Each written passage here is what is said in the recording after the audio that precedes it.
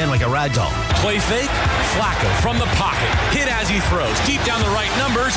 Intercepted! Picked off at the 35! It's John Johnson III. Back to midfield. The 40 of Cleveland. Cuts to his left, the 35.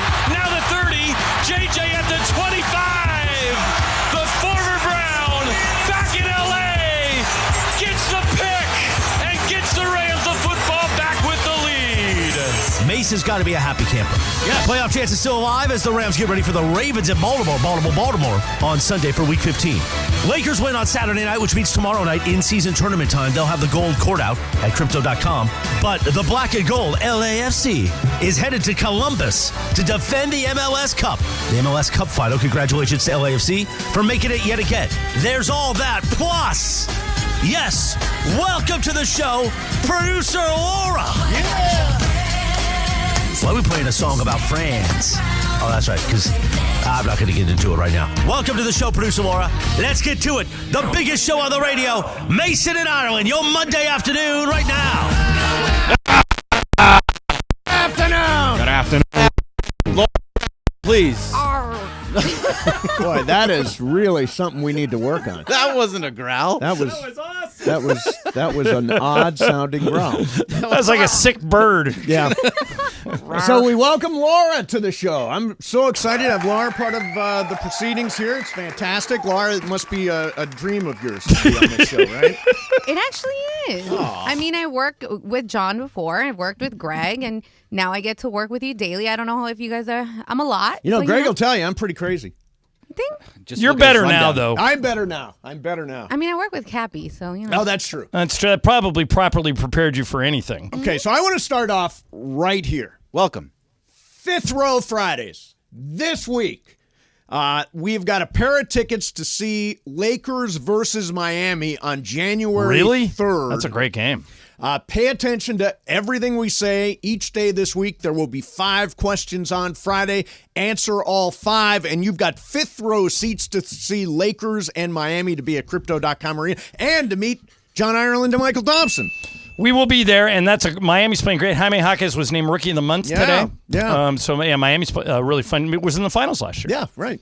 And what's the deal with the tournament? Now, tomorrow night is Phoenix. It's the first tournament game, or first quarterfinal game. Right, first single elimination game. Right. Well, actually, the first single elimination games are tonight. Right. So there's one in the East, one in the West. But you want to keep an eye on the second game, New Orleans at Sacramento. Mm-hmm. So I'm going to throw a lot of info at you here, but this is what you need to know if you're a Laker fan. Got it. If the Lakers win tomorrow night, they go to Vegas and they play 6 o'clock Thursday in the semifinals. Okay. All right? If they lose, they will play the loser of tonight's Sacramento-New Orleans game. Okay. If it's New Orleans, we go there. Oh, wow. If it's Sacramento, they come here. So root hard for the Pelicans tonight. Yeah, we want the Pelicans. Come on, Pelicans. Come on, Pelicans. Yeah, we need that. Because if not, I got to go to New Orleans for one. Come on, Pelicans. Exactly. I don't want to go to New Orleans for one game. Oh, that's right. So I'm already going to New Orleans and you'd fly back? Yeah, Oh, and I'm God. already going to be in New Orleans for New Year's Eve. Oh, you are? Yeah, Oh, is that when the Lakers play New Year's Eve? Yeah. Well, that's a fun place to be for Correct. New Year's Eve, right? So I've got enough New Orleans in my life. I don't need any more. I need New Orleans to win tonight so they go to Vegas and keep us here. Best keep us thing in California. about New Orleans, drive-through hurricanes. You can actually drive through and get a drink. People don't believe you when you say that. Totally it's true. Yeah. None of this is going to make a difference because the Lakers are going to win tomorrow and be in Vegas. So well, here's the interesting that thing. won't even matter. Here's the interesting thing about the game tomorrow night. The Lakers are 2-0 against Phoenix this year. They beat them the Lakers played their home opener against Phoenix this year. Phoenix has won 8 out of 10. And then 15 days later, they beat them in Phoenix. But in both games, no Devin Booker. Right. Booker will be there tomorrow, and with Booker this year, the Suns are 9-2. Okay. So that's why it's going to be really close. And still no Bradley Beal, right? No. He's had a back thing. Yeah, and I don't expect he'll be there, but they haven't ruled him out. Okay. So, but with Durant and Booker, they've been rolling people. Well, the good thing is a lot of Lakers are back. I mean, yeah, the Vanderbilt only one played, out. Jackson Hayes played, Cam Reddish played. Rui Hachimura looked like he was ready to play, but they didn't put him out there. And then, obviously, Gabe Vincent is the one guy who's out for a while. The only one out for sure is Vincent. Right.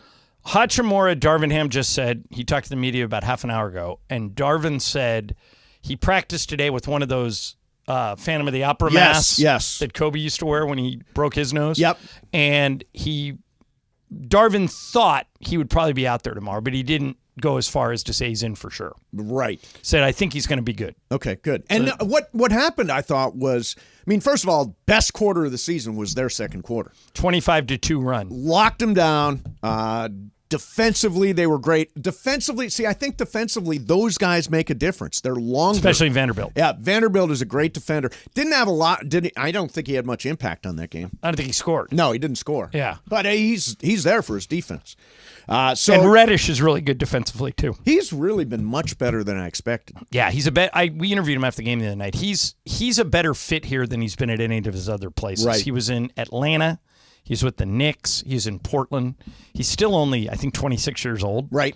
And he's just a perfect fit for the Lakers because the Lakers don't need him to score. Right. And Austin Reeves I think he scored 16 in the second quarter alone. He's coming around. And I'll tell you, Max Christie is playing good defense. And Max Christie can shoot. Yeah. So I think he's actually going to get some minutes. Yeah, I like him on the floor. So, all right. So did you go to the Ram game? I did. All right, I told you. I know we're making jokes in the hunt, blah, blah, blah. They're in the hunt. They're going to make it. I think so. They're going to make it. I don't know if they're going to win this week. That's a tall order to ask somebody to win in Baltimore. Yeah. But now, if they're in a game that's a toss-up, I love the way their offense is playing. Their I think defense defensively, has been really good. They've been really good.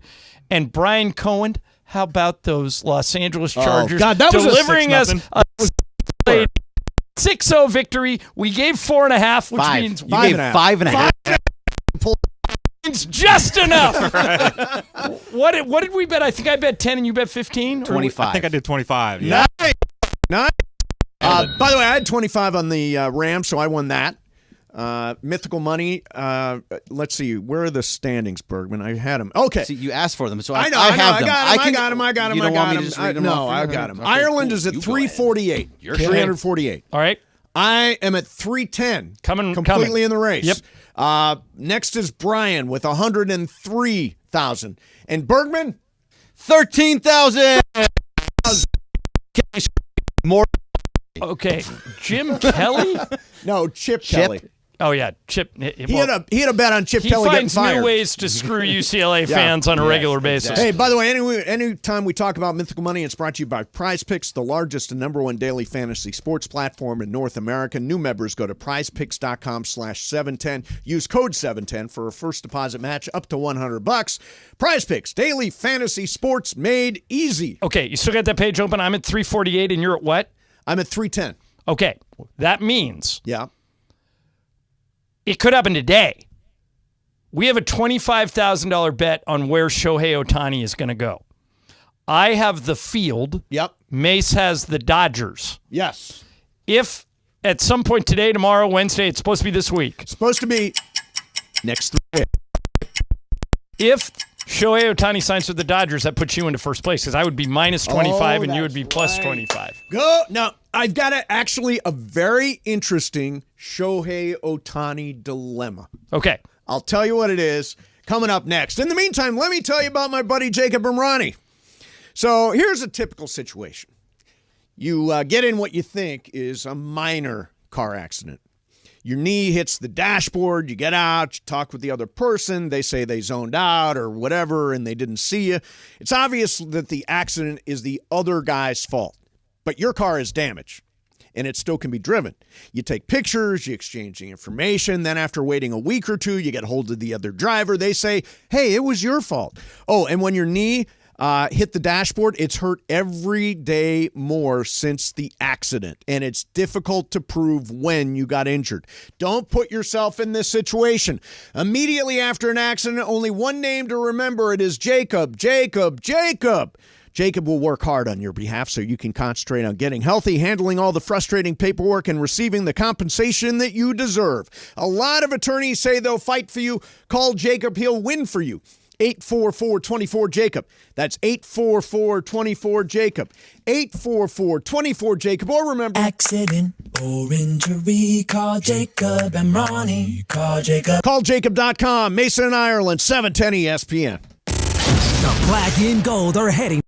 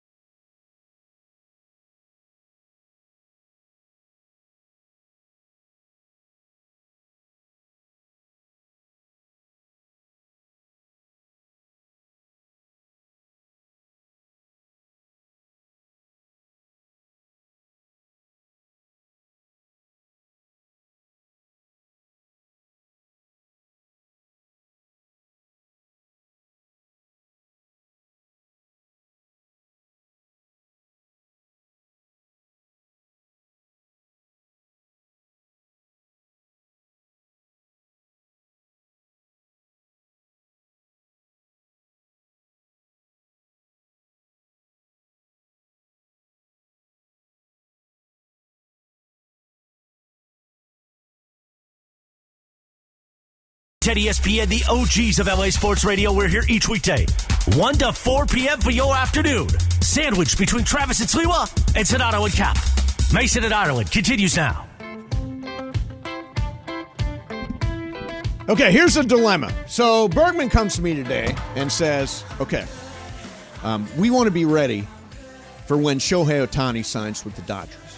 It's happening, by the way. And he said, I have sources. We want everybody to make a video welcoming Shohei Ohtani to the Dodgers. And I said, absolutely not. That would be You do not understand the phrase tempting fate, that would do be you? the ultimate kibosh. I love how you kibosh. change stories. Like, you come onto the air and just change stories because you think it sounds better for you. How? What Do it.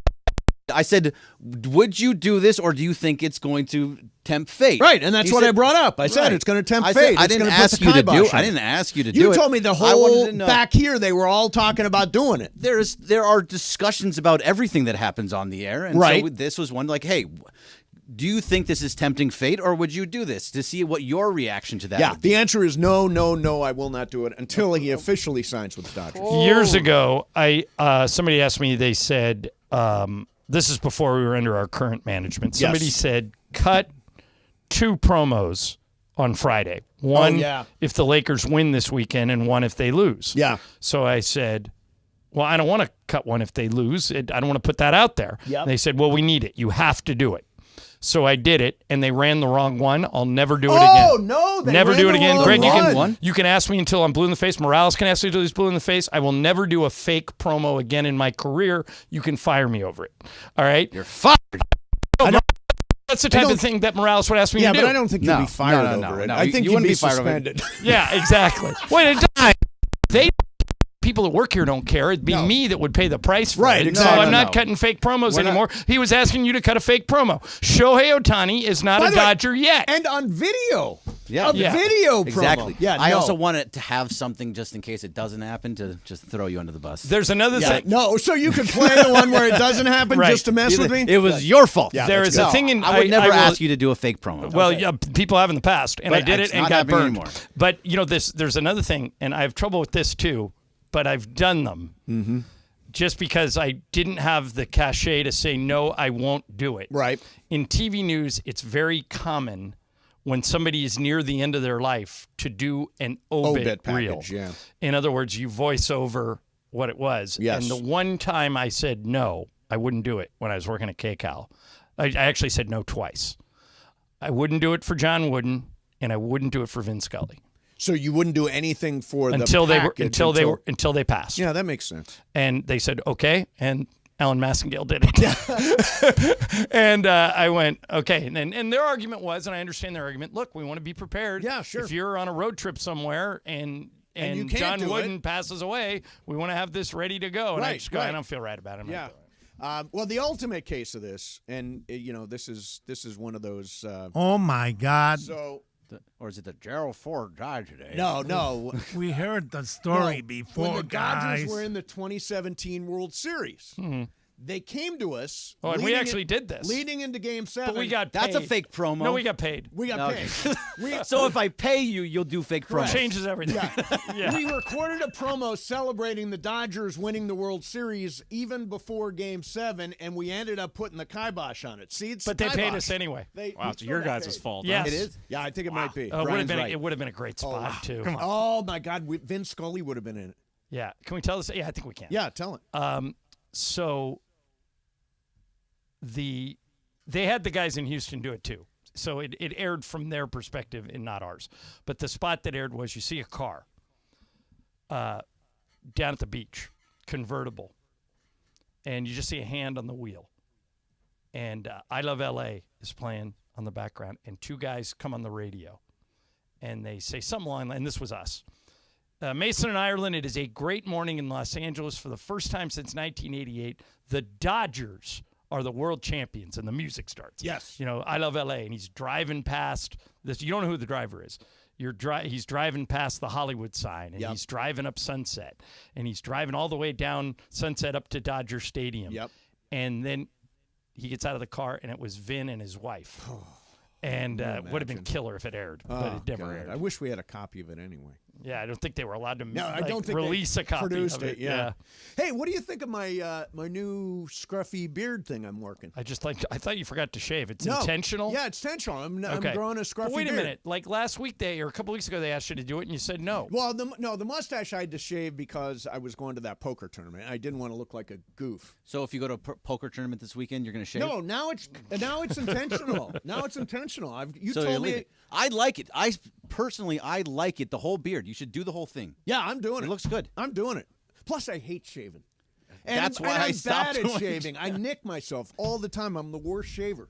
What are you, 59 years old, and you're still nicking yourself Still shaving? nicking Come on, myself man. shaving. No, because I like a super clean shave, and I ended up shaving too much. Do you go against the grain? I do. I go against the grain. I go side to side. Side to side. Anything to get rid of it. You're not using the right razor. Yeah. You got to do all the By the way, side to do you side do you nonsense. shave in the shower or No. a mirror? Mirror. See, I shave inside the shower. A lot of people do. I can do that. But that's why you're nicking yourself. That's why. Do you have a mirror in there? I don't have one of those mirrors. Oh, you don't? Can you ask anybody in your neighbor chain to see if they have a mirror? I'm sure somebody does.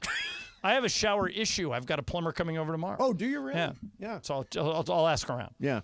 Hey, by the way, one other Dodger thing that came out today. Dave Roberts appeared on MLB Network and said Mookie Betts is the everyday second baseman next year. I like that. Yeah, I do too. He was actually really good. I think he can win. He's already won a bunch of gold gloves in the outfield. I think he can win a gold glove at second base. It's interesting because at the moment, their outfield is essentially James Outman and Jason Hayward against right-handers. So they've got open outfield spots right now. And, Greg, first of all, Cody Bellinger is one of the names that's floating around out there. I don't think the Dodgers will go to 7 years on Cody Bellinger, and that's probably what it's going to take. They've been there, done that with them, and they're probably not going to go. But the Rays are potentially trading Randy Arozarena.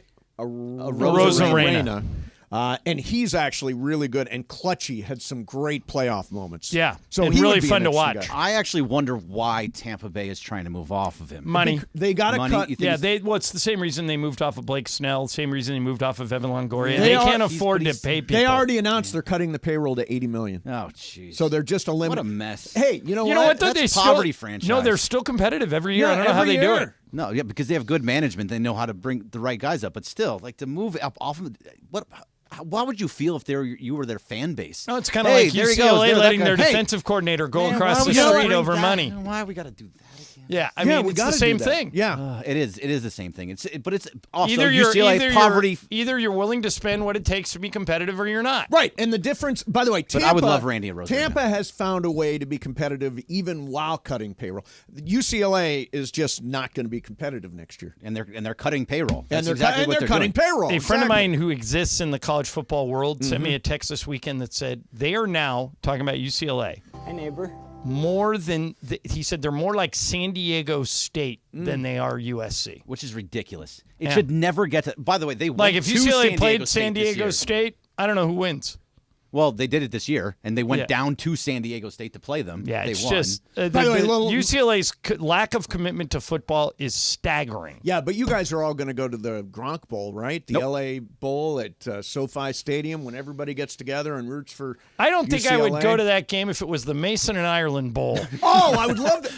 Who's UCLA playing? Boise State. Boise State. By the way, Boise State hasn't been relevant since they were good at that time when they had the blue field. I think they still have the blue field. Yeah. USC's 10, playing 15 years ago. Louisville, and it was announced today Caleb Williams is not going to play. No surprise. Miller Moss, who's a sophomore, is actually going to start the bowl game for USC, and I don't think anybody gives a damn. Nobody knows who that is. Who, Miller Moss? Miller Moss. Well, that was the first time I've heard used his to name Here's ever. his Same. Here's his game. Good name, though. This is his game.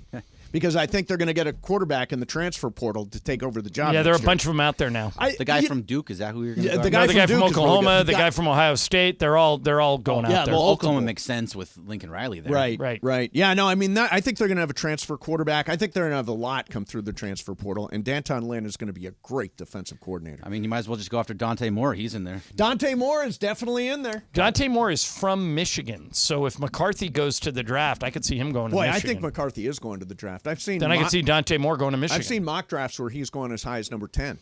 10? McCarthy, yeah. And they say, who was it? What coach came out over the weekend? Was it Matt Rule and said it costs $1 to $2 million to get a quarterback now in the transfer portal? And that's why all those quarterbacks are going. It's money. If we die, we die. There's Matt Rule. There's Matt Rule. Yeah, he says basically, if you don't have money, you can't play this game. Yeah, and that's where, Greg, I'll cut Chip Kelly a little bit of slack. No slack. Yes. No slack. Because UCLA's not giving him any money. No, and where's Casey Wasserman? Casey Wasserman, is the ultimate UCLA donor. Why did he give the vote of confidence to Chip Kelly? That's a great question. I wonder why. I don't. Casey's really smart. I don't know why he would do that. He's really smart. He's the biggest donor they have, and if he was the one that made it's all happen with Chip Kelly staying, it's all on him. It's on Casey Wasserman. Well, but here's the problem. It's all on Casey Wasserman. Here's the problem with your theory. Yeah. He's all the money, though, so you can't go anywhere. Right. Casey is not like the bank of UCLA. He's a rich donor. Yes. But it's not on him, though. Like T-Boone Pickens. It's not on him to bankroll the entire NIL.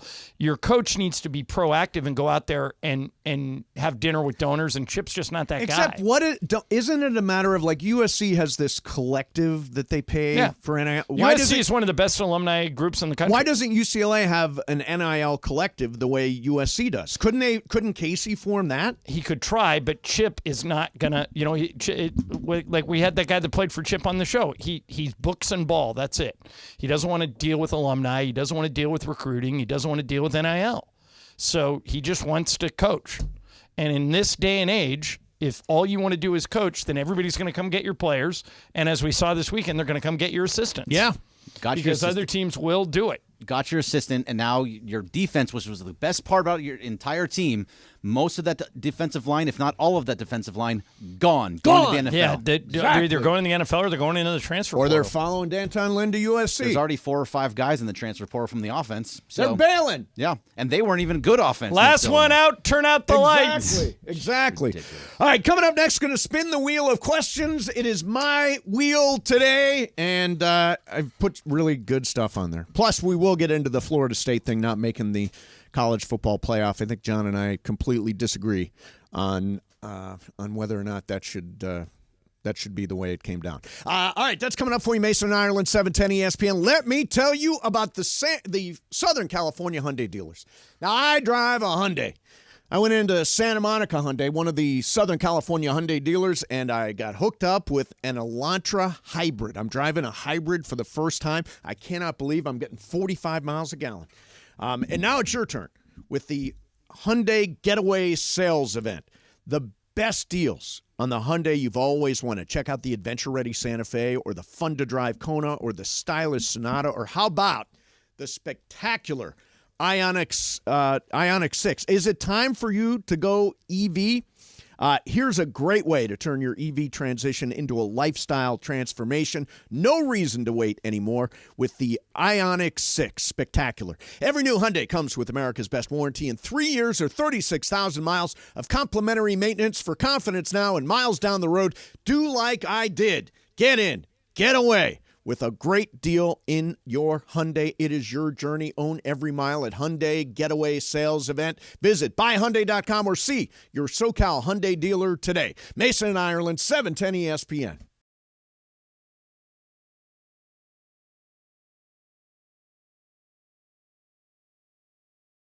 Return of $1 Million Mondays. $1 Million Mondays. Your chance to win $1 million from 710 ESPN. Listen every Monday this football season for your chance at $1 million. $1 Million Mondays presented by Hollywood Park Casino. Eat, drink, play. Listen every Monday to 710 ESPN. When you hear the cue to call, be caller number 7. Give us your Super Bowl prediction, both teams and the final score, and you could be winning $1 million this football season on LA's $1 Million Mega Sports Station.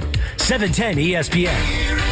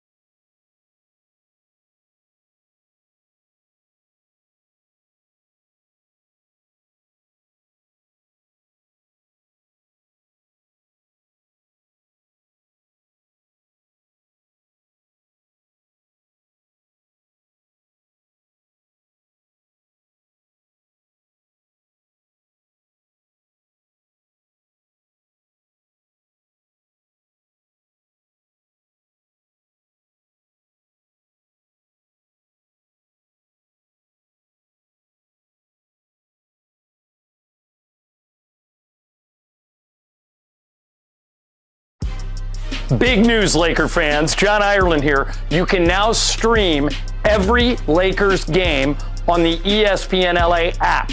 Don't miss a second of the action with Michael Thompson and I on the call. Plus, all your live and local Lakers talk every day in the palm of your hand.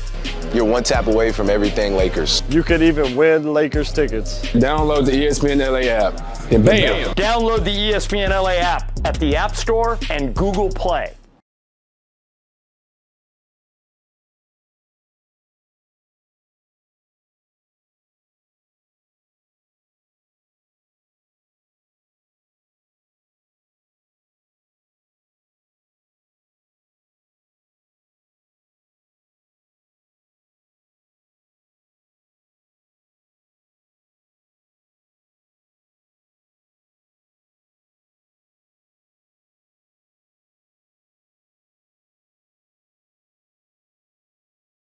It's time for Wheel of Questions.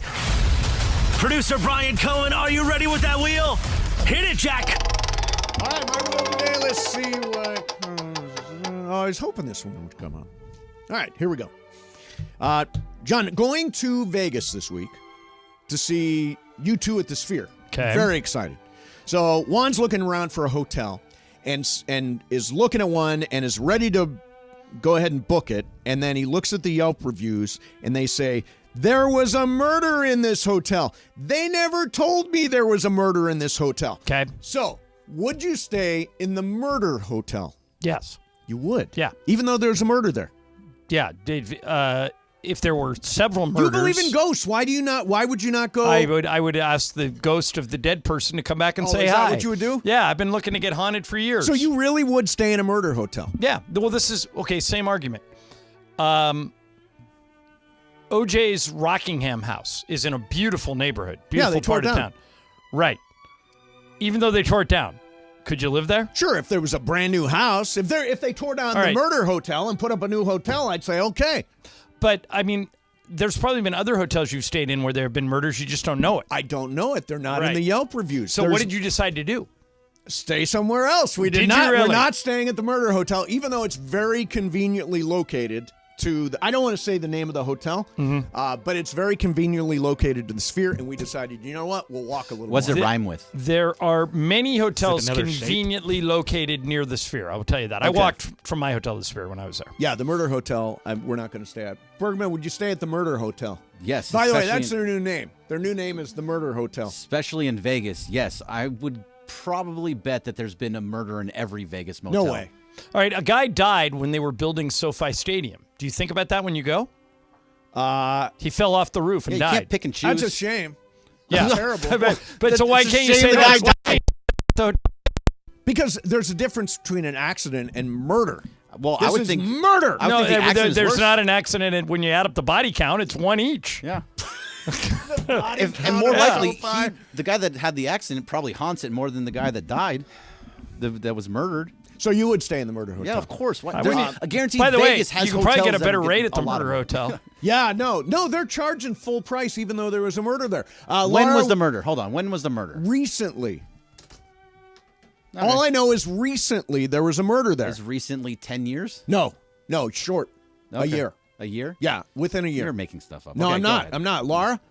Wow, that changes it a little bit because I initially said no. The murder was recent. Yeah, if it would have been like maybe 3 years, I'm like, all right, whatever. But 1 year, that's a little sus for me. No, I wouldn't stay. What about you, Brian? I'd stay in the hotel for the cheaper rate, if so, but I would not stay in that room.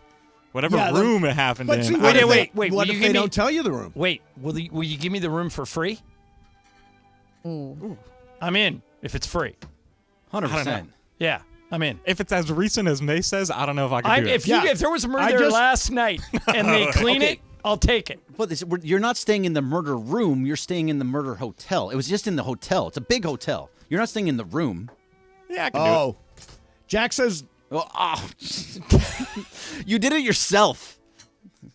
Damn it. All right, so Juan says it happened 3 weeks ago. 3 weeks ago. I would do it if it happened 3 days ago. It's still not staying in the room. You're not staying in the murder room. Know? By the way, the security probably improved after the murder.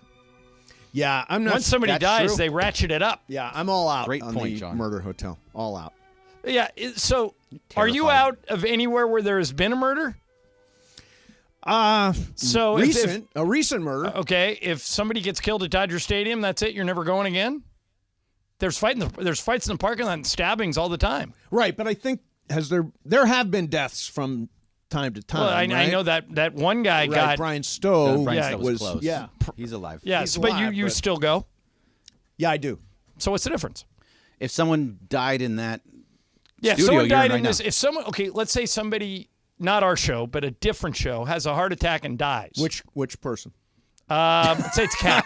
Okay, Cap. Cap has a heart attack and died. God forbid. Interesting hypothetical. Yes. Would that creep you out to come back the next day? I'm working from Production B from now on. You're doing the show from Production B. No, if Cap you're goes being down paid right to do a there, show. I'm over there at that studio. No way. Yes, No absolutely. That makes no sense to me. All right. You guys are wrong, and we're moving on. So, John, that's not what I meant to hit. I meant to hit Succession. Seinfeld. Haven't thought about that for a while. Yeah, Seinfeld. There we go.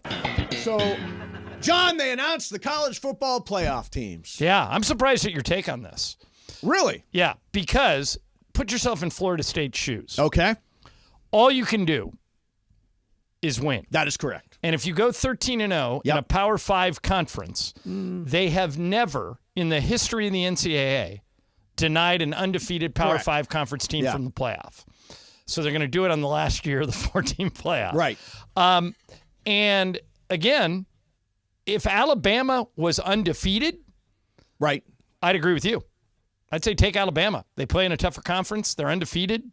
But Alabama has a loss. Florida State doesn't. Okay. Here's what the rules say. Okay. This is what the committee says. You can be judged based on the availability of your best players. Okay. So their quarterback was a Heisman Trophy candidate. Mm-hmm. Got injured. They threw for 50 yards against Louisville on Saturday. Not a very good Louisville team, and they threw 11-2 Louisville team. Three. Now they lost, and they They threw for 50 yards. Right. That team would be slaughtered in a real game. Okay. Can you imagine what Michigan would do to Florida State without a quarterback? Come on. Michigan lost their best offensive lineman, captain. Different than your quarterback. Right, but I'm just saying, you just said I can base it on available players. Right. If J.J. McCarthy was injured and out for the year, I think Michigan would be where Florida State is. They certainly wouldn't be number one. I think they'd be in the playoff because they're Michigan. Let me ask you another question. Yeah. If Deion Sanders, who went to Florida State and wanted that job, they gave it to Mike Norvell. Yeah. If Deion was the coach at Florida State and they had the exact same record, right? Don't you think they'd be in? Deion has said publicly that he agrees that Florida State isn't a Final Four team. Right, but do you think if Deion was the coach that they would be in? Would they be in? Maybe based on Deion, they would be. Yeah. Based on the story. I mean, right. Are they undefeated? Yeah. Did they beat Washington? Well, they haven't played him yet. No, I'm saying in this hypothetical. In the hypothetical, they have the exact same record as the current Seminoles team. They're undefeated. They played in a much tougher conference. They're in. Yeah. Much tougher. The Pac-12 is a much tougher. No, I'm not saying. ACC No, is I'm not. I'm saying just the only thing I'm changing is Mike Norvell out, Deion in as the coach. Oh, and they play Florida State. Yeah. Yeah, no, doesn't get in. Yeah, I think they would. And no, not without your quarterback. Not throwing for 50 yards in a championship Let me give you an game. example. 2014. Yeah. Ohio State. Yep.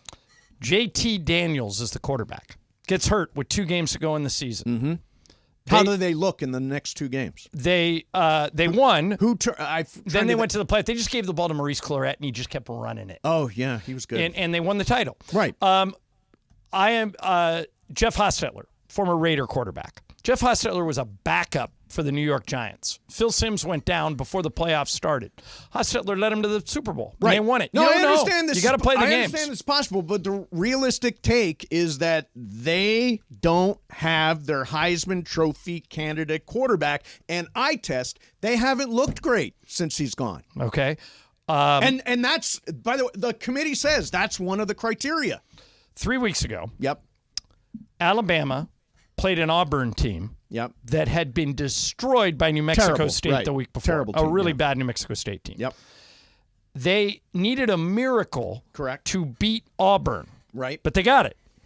And that was with their starting quarterback. But they won the SEC They beat Georgia. Eye test. Right. Again, look at that game against Georgia. They're really good. They're a playoff team. Look at Florida State throw for 50 yards against Louisville. Eye test, not a playoff team. Well, you can say, but you can handpick any game. I mean, you go back and you look at Alabama and the way they looked against Auburn, and they're not beating anybody. But again, it's eye test how you're playing right now, and Florida State did not look good since he went out. Right, but because Florida State didn't destroy somebody in the ACC championship game, doesn't. And by the way, they're getting their second-string quarterback back. He's going to play in the bowl game against Georgia. Their the third-string quarterback who looked so bad and threw for 50 yards isn't even going to play in the New Year's Day game. Well, the other guy threw for 100 yards the week before. Well, if the second stringer's playing, right? So Bergman left. Oh, he left. Laura, where are you on this? Do you think Florida State got screwed?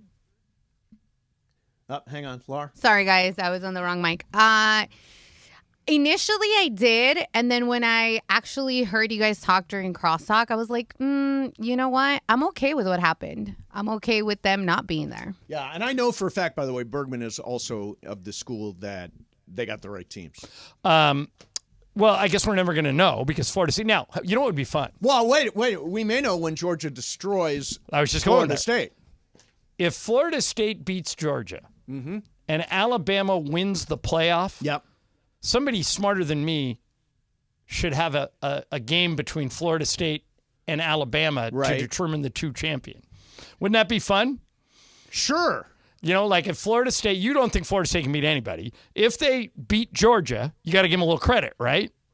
Georgia's won 29 of 30 games. Yeah, there's always that motivation thing with bowl games, right? But if they win, and then Alabama, I mean, it won't be easy. They would have to beat Michigan, and then beat the winner of Washington and Texas. Yep. So, but if they did it, if Alabama did it, it'd be really fun to watch Alabama play Florida State. By the way, who would have thought that Sark would get to the college football playoff before USC? Sark. The mess that we had here. Yeah, he stopped Sark. drinking. He got his life together. You know what's interesting? It's like both of those coaches, Lane and Sark, were both USC head coaches. It's like they were too young. they've grown and they've matured into really good coaches, but they weren't necessarily there when we had them too early. Well, Sark will tell you it was all about the fact that he had a major alcohol problem.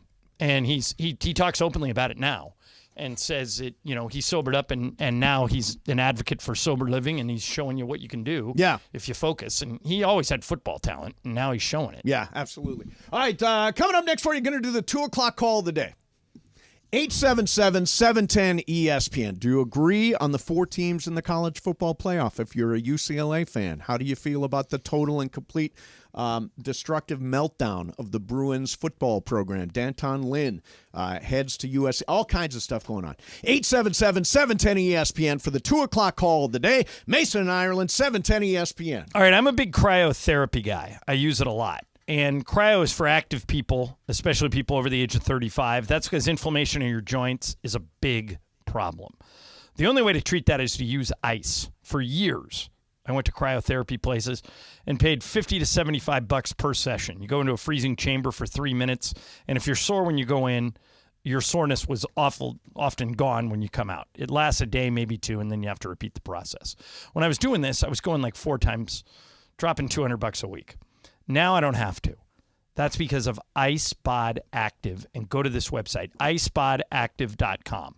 They've created wearable cryotherapy. So you purchase an iSpod device for whatever areas you want to treat, and they've got you covered. Shoulders, elbows, upper and lower back. You just throw this shirt on, you leave it on for 20 minutes. They also have pants, and your soreness is gone. Not only is this going to save you money, but it's a great holiday gift idea. And here's the best part. If for any reason this doesn't work for you, you don't like it, it's not what I'm saying, money back guarantee for 30 days. You can try it for a month. If you don't like it, send it back. You get all your money back. This is a perfect gift idea for anybody who's active. And trust me, and go to that website. It'll answer all your questions. iSpodActive.com. ICEBOD active.com. Check it out today. Great idea. If you don't know what to get somebody in your life that's active for a Christmas or a holiday present, check them out at iSpodActive.com.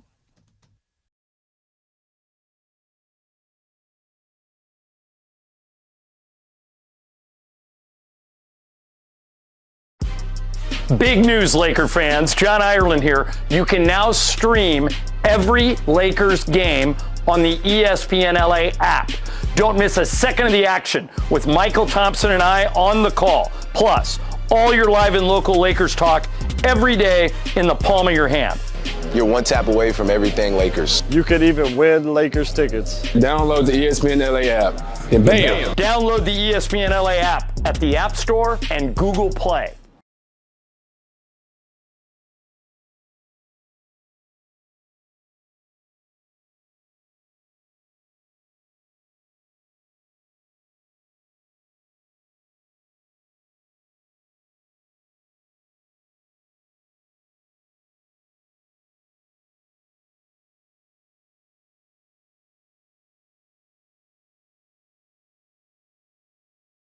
Return of Million Dollar Mondays. Million Dollar Mondays. Your chance to win $1 million from 710 ESPN. Listen every Monday this football season for your chance at $1 million. Million Dollar Mondays presented by Hollywood Park Casino. Eat, drink, play. Listen every Monday to 710 ESPN. When you hear the cue to call, be caller number 7. Give us your Super Bowl prediction, both teams and the final score, and you could be winning $1 million this football season on LA's $1 million mega sports station, 710 ESPN.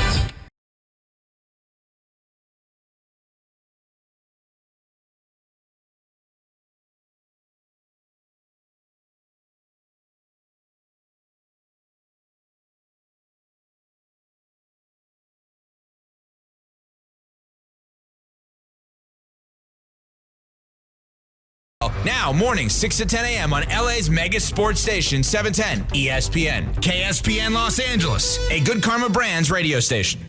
It is Mason and Ireland on 710 ESPN. Don't get it twisted, yo. The most downloaded sports radio show in Los Angeles. The podcast, that is. Mason and Ireland, the number one most downloaded sports podcast in Los Angeles. The number one most downloaded sports podcast in Los Angeles. And we thank all of our podcast listeners for that. If you ever miss a moment, get your fill anytime. Just search Mason and Ireland wherever you get your podcast. Don't forget, it's a $1 Million Monday. At any moment, you could be cued to call in, give us a Super Bowl pick and a final score. You can win $1 million and a pair of tickets to go to SoFi for a game. That's coming up for you any minute now, and it's Fifth Row Fridays. Pay attention to everything we're saying, because something from today is going to be on the quiz on Friday. Somebody tweets, ask Mason if USC were 13-0, but Caleb was out. Would he agree if USC was not in? Depends how they looked.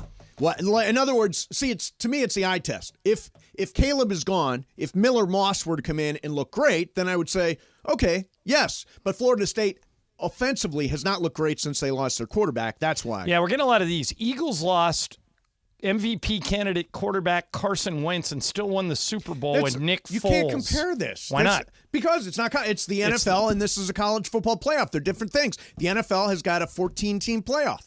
The college football has a 4-team playoff. Right. Well, for now. Next year, next year it's 12. Next year we're not going to have these debates. One thing that works against my argument is, the Florida State AD and the ACC as a conference, the 12-team playoff is supposed to start this year. And the ACC didn't want it. They didn't want it. They killed it, and they ended up killing themselves. Yep. So they got to take a little blame on that. Yeah. All right, 2 o'clock call of the day. Where are we going? Let's go to Jason and Downey. Jason, you're on 710. Good afternoon. First off, congrats to Laura on the promotion. Glad to hear you on MMI. But guys, I wanted to talk about Ohtani and Friedman. Dodgers is all in or bust on Ohtani, exactly so. But I'm going to ask you guys, if they do not land Ohtani, and we have another early exit, is it time that we put Friedman on the clock, guys? Because listen, John, you always say this is a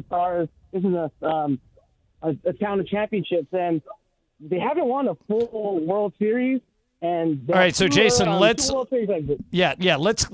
examine your contention that Andrew Friedman would be the problem if they go out early again. If you judge by someone's body of work, which I think you should.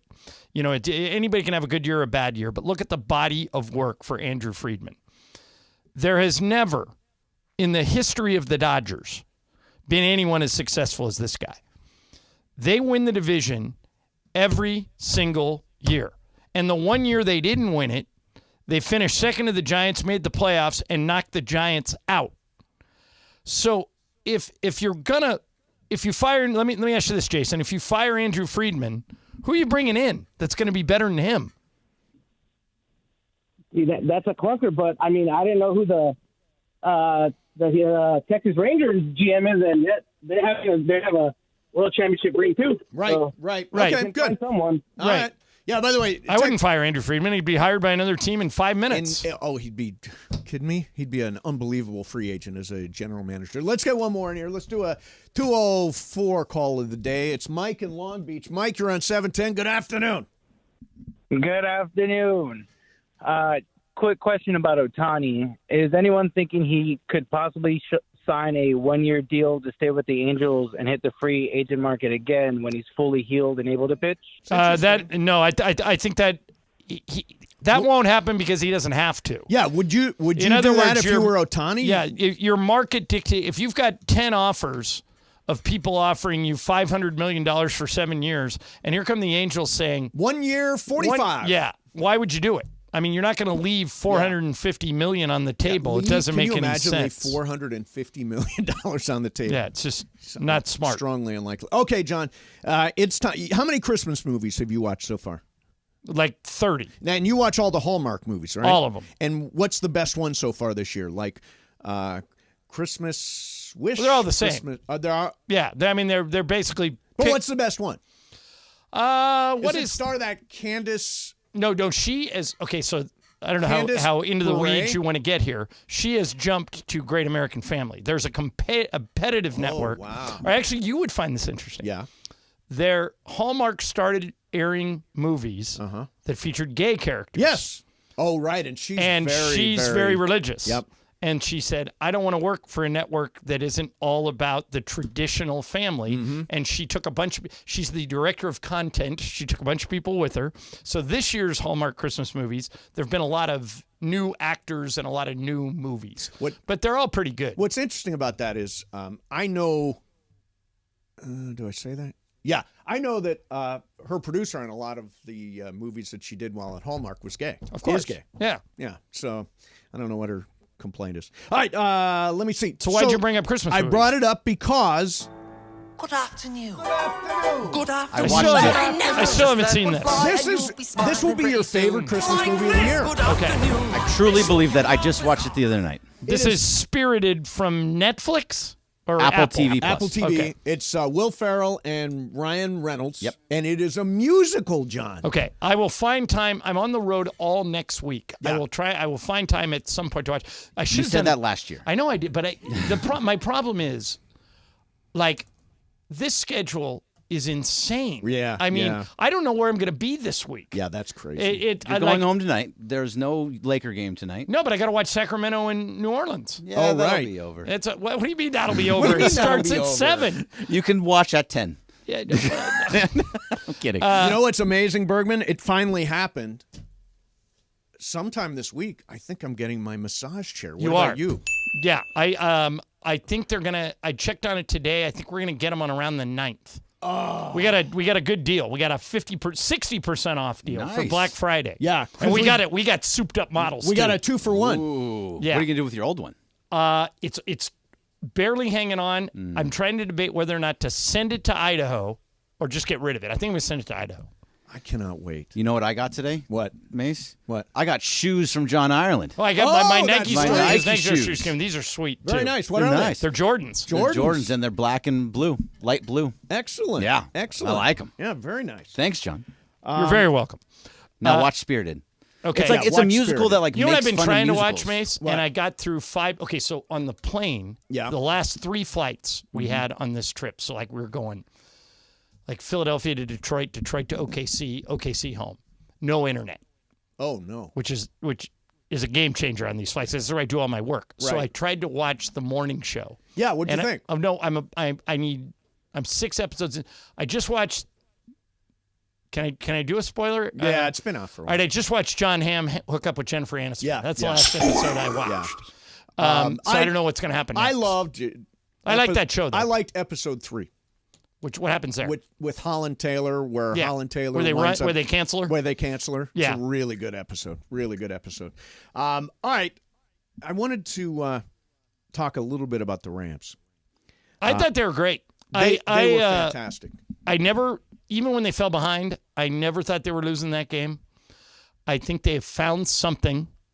I think defensively they're solid. Yep. I think they can score 24, 30 points a game, which should be enough with that defense. I would not want to draw them. I don't think they're going to win the Super Bowl, but I wouldn't want to draw them in the playoffs because I think they have great upset potential. For all those that said the Rams are tanking, they are clearly not. They have won 3 in a row. Here's what scares me, John. So they're scheduled the rest of the way. And we'll do the win-loss game. Okay. At Baltimore? Loss. Okay, so that's 6-7. Okay. Home Washington? Win. 7-7. Home New Orleans? Win. 8-7. At the Giants? Win. 9-7. At the 49ers? Loss. 9-8. Although 49ers may have clinched by then and may bench everybody. They may be playing for Maybe, nothing, but there's also 4 teams that are either 10-2 and 9-3 in the NFC. So they're going to be fighting for the bye still. Well, they're fighting for the 7. Who's The going to be second. fighting? Oh, San Francisco. Yeah, will. San Francisco will be fighting for the 1 or the 2, so to hold on to the bye. Right, so right. They'll probably be playing in. Now, here's what bothers me. Kansas City really let us down last night by losing to Green Bay. We needed Kansas City to beat Green Bay. Green Bay scheduled the rest of the way. Let's play this. And by the way, Jordan Love has been pretty really good. Yeah. At the Giants. Win. Home to Tampa. Win. At Carolina. Win. At Minnesota. Coin flip, but I think they win. And home Chicago. Win. Right. See, so if they run the table, what's that make them? That makes them 11-6. So they're in. Boy, Matt LaFleur should be coaching. You know, Matt LaFleur's never lost a game in December as a head coach. Is that right? 16-0. Wow. Doesn't McVay have a month like that? Isn't it like something like that? No, McVay's streak was if he has the lead at halftime, he never loses. Right. I think he's maybe. I think they lost that once somewhere. or something. But do you have Minnesota's? Do you have Minnesota's schedule? Because you should play the same thing because they're ahead of you also. But wait a minute. Well, you did that. Why didn't you do Minnesota? But no, using the Steve Mason theory, Minnesota lost their quarterback, so they're not worth talking about. They're also on like the 5th quarterback now. Yeah, they're done because eye test. Minnesota's out. Yeah, there is no eye test in the NFL. There's no eye test in the NFL. It doesn't matter. Right, because you have to play the games. But there is an eye test in college football, at least for now. Yeah, but Florida State hasn't lost. Sorry, Florida State. They canceled them. Hey, ACC, you might as well have screwed yourself because you didn't want the playoff to start this year. Yeah, it doesn't help. No, big mistake. Does not help. All right, coming up next. Big weekend for LAFC. LAFC advances to the MLS championship game in Columbus on Saturday. They beat the Houston Dynamo on Saturday night. Dave Denholm is going to check in next. Mason and Ireland, 710 ESPN.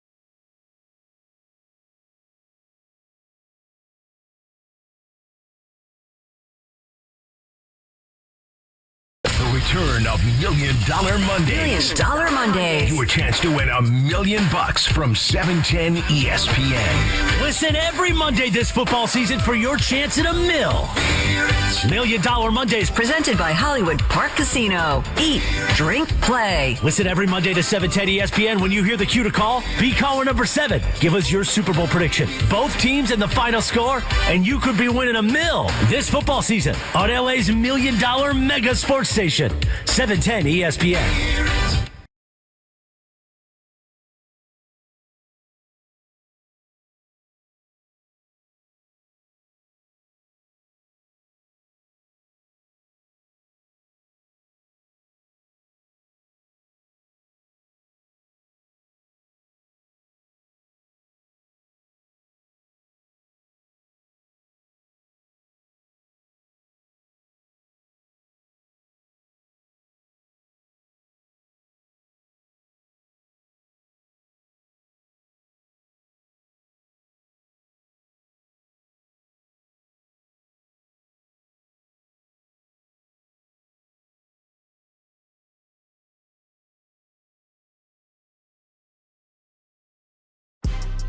Big news, Laker fans. John Ireland here. You can now stream every Lakers game on the ESPN LA app.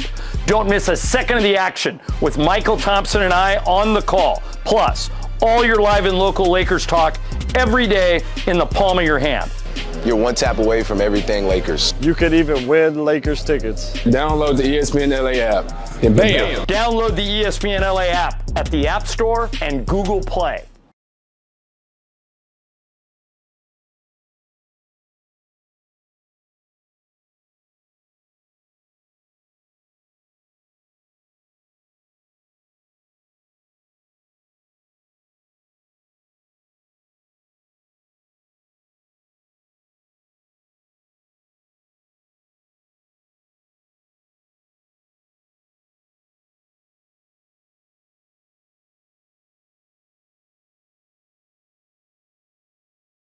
Elevate your game at Hollywood Park Casino. Join Travis Rogers and Kirk Morrison this Sunday for their live Rams postgame show from the Rays Lounge at Hollywood Park Casino. Win prizes and interact with Travis and Kirk. Hollywood Park Casino is Los Angeles' premier card room casino and entertainment destination. Casino, eat, drink, play. $1 Million Mondays are back on 710, and I think we got caller number 7, Jack. Are you ready, partner? Let's find out who's caller number 7. All right, here we go. Our caller number 7 is David Vega from Fontana. David, congratulations, man. Thank you so much, guys. All right, David, now nail this, and we'll give you $1 million. You don't hear that every day of your life. We need 2 teams and a final score for the Super Bowl. How about 25-23 San Francisco, and they're playing Philadelphia Eagles? And you have the Niners winning 25-23? That is correct. Wait a minute. Who else do you have in the Super Bowl? Eagles. Oh, Niners, Eagles. They can't be in the NFC Super Bowl. Yeah, you got to pick an AFC team. You got to pick an AFC team, David. That would be an NFC championship game. So pick, San Francisco and an AFC team. Yeah, it's got to be like a Baltimore, Miami, Kansas City. Miami. Okay. Miami. And what's the final score? How about 25-23 San Francisco 49ers over Miami Dolphins? You got it. There you go, David. Hey, you got a pair of tickets to SoFi just for playing. And again, David Vega from Fontana, San Francisco 25, Miami 23. Congratulations, man, and thanks for listening. We appreciate you. By the way, good catch by you. Thank you very much, guys. Thanks, man. What's that? Good catch by you. We would have taken his teams, hung up, and then we just realized, wait a minute, he just picked NFC he didn't pick an AFC team. I actually told him that, and he's like, those are my picks. Okay. Oh, really? Well, I'm glad we talked him out of it. I'm glad he didn't go there. Glad that didn't happen. At least we gave him a chance. All right. So is he standing by? Yep. Joining us right now is the voice of LAFC. They're on their way to the MLS Championship game in Columbus on Saturday at 1 p.m. Dave Denholm is here. Dave, how are you, man? Hey, fellas, I think it's going to be the Lions and the 49ers in the Super Bowl. Well, that can't happen either. That can't happen either, Dave. Okay, so, Dave, I have a question. I have not watched as much soccer in my life as you or most LAFC fans, but I thought the championship game last year, the one you called at BMO Stadium between the Philadelphia Union and LAFC, now keep in mind I have a limited soccer background, is the best, most exciting soccer game I've ever seen. Where does that rank on games you've called in your career? It's number one, without a doubt. Yeah, I fully agree. Now, the World Cup final last year, right after LAFC won, for Messi and Argentina was a very similar situation against France. They go to extra time, goals are being scored late. It almost was a carbon copy, really. I mean, of course, that's at a different level at the World Cup. So, but I didn't call that. The game that LAFC played with Philadelphia is by far the best game I've ever called, and not just because of the result. It was an insane, absolutely incredible game in front of the best crowd I've ever seen at a soccer match as well. All right, so why is the game in Columbus? Did they have a better record than LAFC this year? Yeah, they finished up on 57 points. We were at 52. So they did have a better record. In fact, by the time it got down to the final 4 teams, we knew the East was going to host either way. Cincinnati had the best record in the league, so if they won, they were going to host. Columbus had the better record than both LAFC and Houston, so it didn't matter who won in the East. We were going back east for the final, whoever got there. So I watched the last 2 games, and I'll tell you, the one thing that jumps out at me is the goalie, Maxime Crepeau, is just unbelievable, especially in that Seattle game. He got to so many, just fingertips on the ball to knock it out of the net. I just think he's state of the art, right? Yeah, he coming back from that horrific leg injury in that final where he got red carded because he came out to make a tackle and he broke his leg, but he's come back so strong from it, and he's played great. And you're absolutely right, Steve. He's actually played his best 2 games of the year in these last 2 games in the playoffs, which is perfect timing. And what he did, and Steve will remember this, everybody remembers, the save early, and sometimes we forget that in a championship-type game or where, you're at the 89th minute and it's still a tough ball game. You don't remember the save in the 5th minute he made. That was huge, on the road in Seattle. And then he did it again at home against Houston in the 7th minute, making a big save. If those goals go in, you just don't know how they change the game. In soccer, we all know every goal is so huge because it changes everything that Crepeau has been really right up there as an MVP in these playoffs for LAFC. All right, Dave, last thing. What do you expect on Saturday? Columbus Crew are a tremendous team. There's no 2 ways about it. I think these are the best 2 organizations in the league. I expect a great match. I do think LAFC is the best team. I've said it all along. I know we had some rough stretches. fellas, the black and gold are going to repeat. They're just the best team in the league. Wow, Awesome. That'd be something. All right, hey Dave, good luck. Have fun calling that, and we will be watching anxiously. Thank you, guys. Thanks, man. Appreciate it. By the way, that game is available on Apple Plus, right? Apple streaming, and it's free. Greg, are we? Oh wait, he's on the phone. Yeah. Are we carrying the LAFC? It kind of depends on whether the Lakers make the final, right? No, it doesn't matter. We're going to be playing. We're taking LAFC. It's going to be a 12 o'clock pregame. Oh, it's a day game. Yeah, it's a day Okay. game. There's 1 o'clock game start. So we are going to then go to Lakers or whatever it is on Saturday. The final of the final. We are taking no matter of what. the in-season tournament. Yes, then that won't be till later on. That's I think at 5:30. This final would be Sunday. Saturday. Oh God, same that's day as the 1 o'clock. LAFC. What night That's are you the game going? I'm seeing you, the night I'm seeing you too. Saturday night. Yeah. Oh yeah, and you're. So, I can't do a double, can I? No. You okay? So you can see LAFC. No, it's at 1 o'clock. Yeah, but right. But you actually could. Theoretically. The night I went, you have to look it up. Okay. The night I went, you two started at 8. Yes. The Lakers, if they make that game, would tip at 5:30, and it's walking distance. It is walking distance? It is. To the Sphere. You could absolutely watch most of the Laker game and make it in time for you two. Boy, that would be an interesting double. Yeah. That's what a a good really double. fun night. Yeah. And if you stay in the Murder Hotel, you're right next to I'm not everything. staying in the Murder Hotel. Come on. A lot of feedback. Somebody says in the Mason and Ireland Mafia, they say they bought a condo where there's a murder.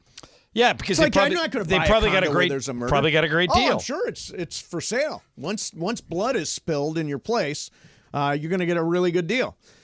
Let's see. Oh, actually,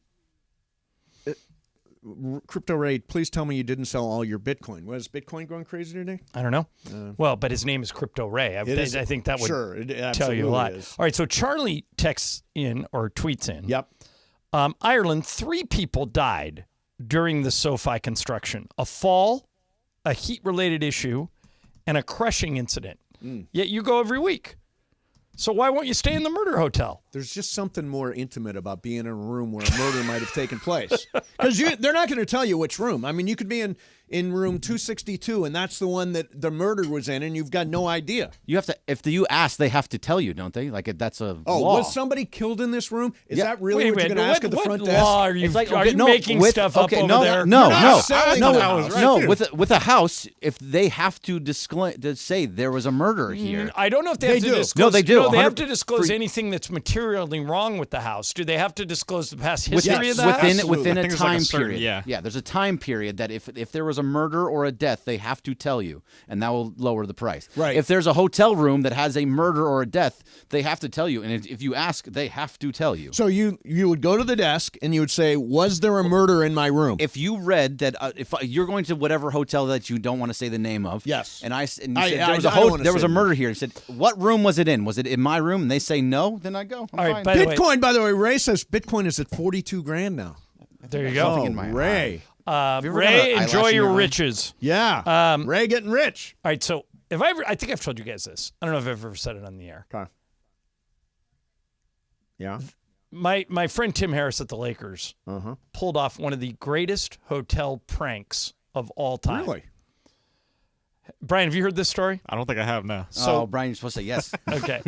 So This is a new one. we go to, I don't know, I spend 100 nights a year in hotels. Yeah. And Billy Mack, Bill McDonald, and Tim go way back. They're friends. Like Billy used to be the announcer when Tim was the goalie on the Laser soccer team that was owned by Genie. They've known each other for 30 years. So, and this went on for like 3 years. Okay. Every time we went to a hotel, I'd see Billy like the next day. He'd go, "How's your room?" I go, "It's great.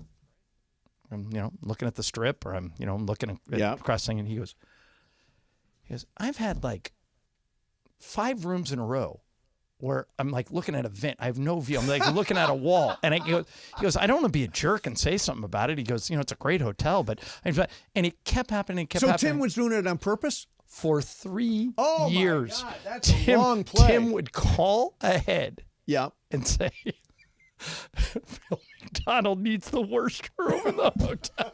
And Bill was like, should I say something? And so finally one time he called Tim because they talk a lot. Yeah. He goes, God, I just, he goes, well, that's weird. I'll look into that for you. And then he doubled down on it. Oh, that's amazing. And it kept, and finally somebody, he got put in like a closet in like Oklahoma. Yeah. And he went downstairs and he goes, guys, I don't mean to be difficult, but this room, and they go, oh, you must be Mr. McDonald. He goes, how'd you know? He goes, well, we got a call. We told to give you the worst room.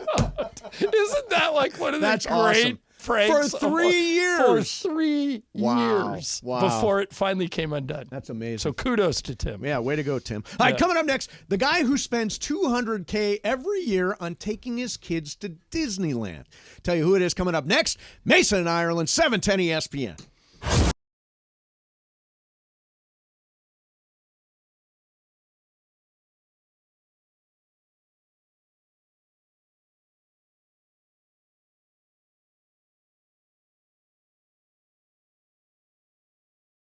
Exactly like Freeman.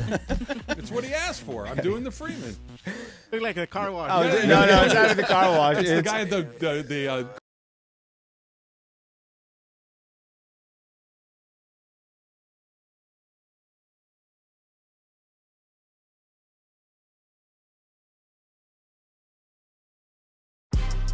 Big news, Laker fans. John Ireland here. You can now stream every Lakers game on the ESPN LA app.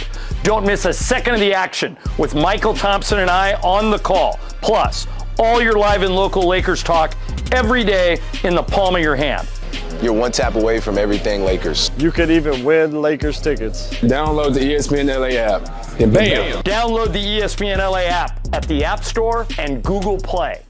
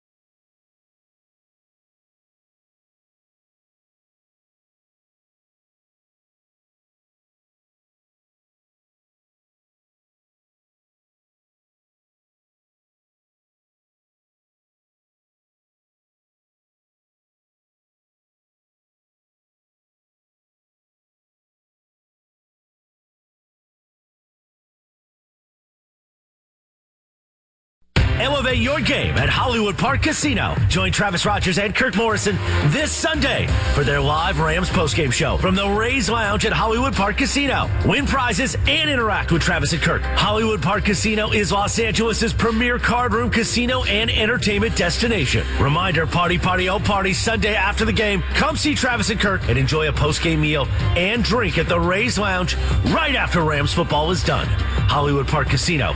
Eat, drink, play.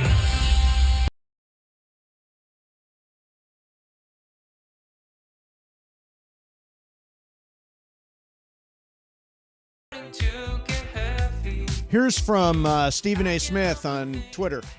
Condolences to Florida State. They were fantastic, but blame no further than TCU if they hadn't got destroyed 65-7 in a national title game last year. Things may have been different, but we don't need the potential of another slaughter because FSU doesn't have a quarterback, could not risk it. And what's weird about that is TCU actually won in the semifinals. They beat Michigan. Michigan in the semifinals. And then just didn't show up in the final. I'll never forgive TCU. Never. Because I had tickets to the national championship game at SoFi, and if it was Ohio State, Michigan, I would have made bang on it. You sure would have. TCU, Michigan didn't have quite the cachet. Where's the national championship game this year? Do we know? I know the Rose Bowl and the Sugar Bowl are the semis. Okay. But I don't know where the Yeah, final I don't is. know either. Yeah. Who's going to win? I don't know. Houston, Texas at NRG Stadium. Okay. Who's going to win? I'm taking Washington. Let's go. No. Let's go. No. Yes. Pac-12 never Come on, wins who's it. with me? Michael Penix. Let's go. If I had to pick it, I don't think Texas either. It's either going to be whoever wins Michigan, Alabama is going to win it. Well, that is what Vegas says. Vegas has Michigan as the overall favorite. They've got Alabama second. I forget who they have third. Do they have Washington third or do they have Texas third? I'm not sure. I would assume Washington, but yeah, I don't Washington. I think. I was shocked that Washington beat Oregon again. I thought Oregon was going to win that game. They were favored. Oregon was favored by 7. Yeah.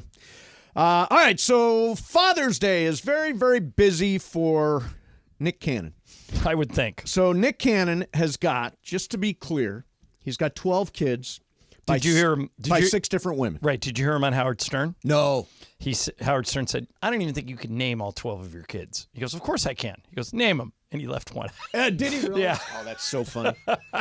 So he claims that in order to keep his 12 kids in the lifestyle they are accustomed to, he must make $100 million a year. Now, these are the luckiest kids in the world. That is like, how much is that per kid? $100 million, 12 kids. That's like more. It's almost $10 million a kid. $75 million a kid or something. No, well, $10 million a kid would be $100 million if he had 10 kids. So it's a little less than $10 million. A little less than $10 million. All right, my math is bad. You're really good at math. Shut up. We should have a segment. There's Mason's math. If we did Mason versus Michael in math, it would be hilarious because neither one of you guys can do math. I'm not great at math either. I'm terrible at math. But I'm a little better than Michael, and you are right there with Michael. You know, I got through my college, Bowling Green State University, without ever taking a math class. UCLA, you were required to take a small amount of them, but as soon as I did the minimum amount of math, I got out. Not a single class in math. And I got my degree. And yet, thank you.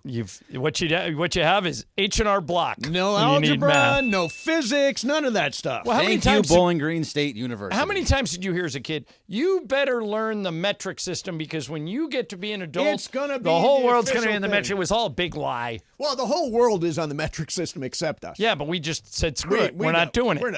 We're not doing metric system. We got our thing. I mean, the Makes libraries perfect use sense. it, don't they? What's that? Don't libraries use When's it? the last time you were in a library, Greg? Oh, yesterday. In what way do libraries use the metric system? I don't know. By the way, when I was maybe it's the Dewey Decimal System. When I was at UCLA, there were like it's not 8 great libraries. Do kids still go to libraries? I wouldn't think they do. I think in college, just look, any book I can get electronically. Yep. I mean, I may go in there to study if I need someplace quiet, but I in terms of like going to a library and looking for a book, you can Google any information you need, right? Yeah, I've started doing this new thing. I bet you already do it. I got it from my friend Shane, who says, "Hi, Shane. You've got to do deep work. In other words, turn off the entire world and focus on just that one piece of work." I'm the opposite. Yeah. I'm a multitasker. By the way, I've never seen anyone better at multitasking than Mike Trudell. Oh, Trudell's crazy, yeah. Trudell on a flight will have his iPad open watching a movie. He'll be playing a video game on his phone, and he'll be typing something for Lakers.com on his laptop all at the same time. And I always wonder what he's listening to at his headset. Yeah. Is he listening to the video game? I assume he's listening to the movie. So wait a minute. He's watching a show and he's watching listening a movie, to a podcast. Probably. Playing a video game and typing something. Yeah, no, that's... I don't know how he does it. Brain is scrambled at that He's point. really good at it, though. Yeah, Does he watch the movies on 2 times speed also? No, he listens to his podcast on time Which I time do and a that. half. I do that. That bugs me. That I don't. doesn't bother me. I look. Here's the thing. Sometimes I think it makes sense. I listen to a lot of podcasts, not on double time, but in time and a half. Yeah, time and a half. It's listenable. So it sounds like Alvin and the Chipmunks. A little. Do you remember Alvin and the Chipmunks? And if you slowed him down, like if you played him at 33 speed, it would sound like a normal voice. Yes. Yeah. Yes. So here's Nick Cannon. That's what I was getting to. So he says he spends $200,000 a year taking his kids to Disneyland. Now, you go, Nick. How do you spend $200,000 in a year How much cotton candy is that? How many ear hats is that? Aren't they called ear hats? Yeah, but wait a minute. Hats with never ears? heard that. Yeah. Do you know? hats. Do you know how many people are like Disney addicts? I have We've a got some good around here. I've had a good friend that's a Disney addict. She goes every weekend. All of her friends Every weekend? She just got back from Orlando where she ran in a Disney marathon. Her whole life is Disney, and she loves it. Wow. And so maybe Nick Cannon is raising a whole group of Disney kids. Yeah. Bergman, how much do you spend when you take Riley to Disneyland? Well, luckily we get tickets here for free. That's or right. when we go. But still, you don't get once you get in, you got to break open your wallet. Yeah, you got to. It's all the food that you have to get, and it's throughout the whole day. Ear hat? And then no, I mean You don't buy an ear hat every time? She already has get it them. one time. You get one time. Does you break it. Is it BYOEH? Exactly. And then you have to buy them little trinkets and stuff. So Right. yeah, it still ends up being about like $200, $300. Tell you what, when I think of Disneyland, I think of somewhere I don't want to go. Really? You're not a Disney fan, I'm huh? not. I I'm like not. There's too many kids there. it. Oh, that's a good point for you. So Yep. many If kids. you don't like kids, don't go to Disneyland. So many kids. Go to California Adventure. Is It's that more- not kids? They're still kids. They serve alcohol there. Yeah. It's well, more and- adult. Well, that would get me through it. Right, there we go. There's one place in Disneyland you can get alcohol. It's called Club 33. But Oh, you it's gotta, a secret club. That's you not gotta- true anymore. You got to can know get it- somebody. Can you get it everywhere now? No, you can get it at Star Wars Land. Okay. So you can drink My at friend, Star my Wars friend who's a Land. Disney nut gets into Club 33 all the time. And how do you get into Club? Is that you have to know You Bob get- Iger? You got to know somebody. I don't Yeah. know if it's Bob, but you got to know somebody. I think it's over by Pirates of the Caribbean. Yeah, it is. Yeah. And that's like you would need Club 33 Mace to get you through the night. Oh, I absolutely would. Absolutely would. No, these guys here go all the time. Like I only like go twice in the last Morales month. and and Well, Lindsay- you have a kid about you that have a kid, age. but Morales and Lindsay like go there for dinner. Yeah, no, they live right near it. Yeah, so why they not? live by it, Well, yeah. Morales does. What a but- pain! Just go. Yeah, to I'm pretty close too. I go every so often. Do you? Yeah. You get the I free try not passes. to spend any money though. Yeah, I think it's fun. It's hard. It's a happy place. Like you can't be in a bad mood when you're in Disneyland. Pretty annoying. I got a couple friends who I bet most would annoying stay in a place bad on mood. You can stay in a bad mood at Disneyland? Oh yeah. No, why? How? It's Kids. Disneyland. Too many kids. Yeah, Well, then I you- can't see Mason having fun at Disneyland. No. Well, he hates joy, so. No. I don't. He doesn't enjoy. He just doesn't like kids. Yeah. I think the Well, no, Disney he doesn't adult- like I'm not Halloween. kids are fine. Kids are fine as long as they're not his. Right. I'm child free. That's a choice. Everybody that chooses the other, God bless. Kids. Nick Cannon, 12 kids. 12 Steve kids. Mason, He's doing 0. his part. 0. Yeah. Right, but you hate Halloween. You don't I hate respect Halloween. I Thanksgiving. love Christmas. You don't like Disneyland. You hate joy. Yeah, that's true. You are down on a lot of joyful things. Hey, you know what I'm doing? Not. Oh, Watching yeah, it is Spirited? this Sunday. Yeah. I'm going to the Love Actually thing at the Wallace. Nice. So when I thought that you got are canceled. coming home from Vegas, Yeah. I'm going to that. Oh, nice. Hopefully, I'll be coming home from Vegas too. Is this song? I'm trying to remember if this song is in Love Actually. Okay. Oh, I think I know the answer. Here's the backstory. Yeah. This song is the biggest hit in Love Actually. Yep. But it is such a global hit, and Mariah Carey has made so much money on it that she didn't give the rights to the play that we go to. Yep. So it's the only song they don't sing. They skip it. You know what? It does fine without it. Yeah, you don't realize they skipped it until you leave. Yeah, this is. You go, oh, they didn't play They're it. not an advertiser. It's completely unsolicited. But the Wallace Theater in Beverly Hills puts on a production of Love Actually that is fantastic. This year, I'm taking my mom, my not stepdad Leo, my brother, his boyfriend. We're all going. Yeah, and it's well worth it. And by the way, buy tickets now because it runs out right before Christmas, and it's worth it. It does. Really. Bergman, you going?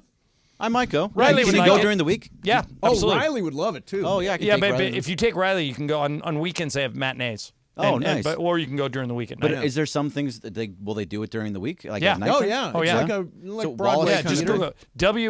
WALLIS. Yeah. IS. Oh. Yeah, really good. I All thought right, it was like Wallace and Gromit. coming up next for you, gonna do some Cheese. Gromit. What's Up, Fool? Mason and Ireland, 710 ESPN. What's up, Okay. So I am really, really excited and proud to be working with the LA County Department of Mental Health. And we're talking about Christmas. Christmas is great, right? But a lot of people get depressed during the holidays. Maybe you're with somebody, maybe you're not. Maybe your family, you don't. All this stuff, anxiety around Christmas. and people with depression during the holidays, it's really, really hard. So if that's the case, the most important thing, I always say this, if you're dealing with a mental health issue, ask for help. And right now there is free emotional support, service referrals, and crisis counseling for the LA County Department of Mental Health. 24/7, a hotline phone, 800-854-7771, or visit dmh.lacounty.gov. Hope, recovery, well-being with the LA County Department of Mental Health. Mason and Ireland, 710 ESPN.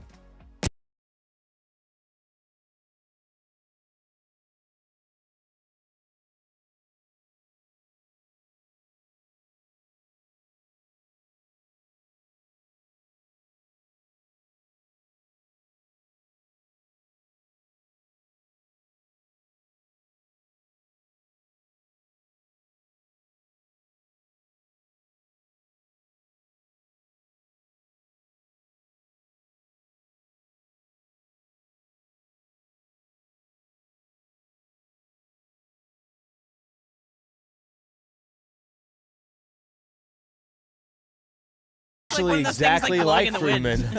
It's what he asked for. I'm doing the Freeman. Look like a car wash. Oh, no, it's not the car wash. It's the guy at the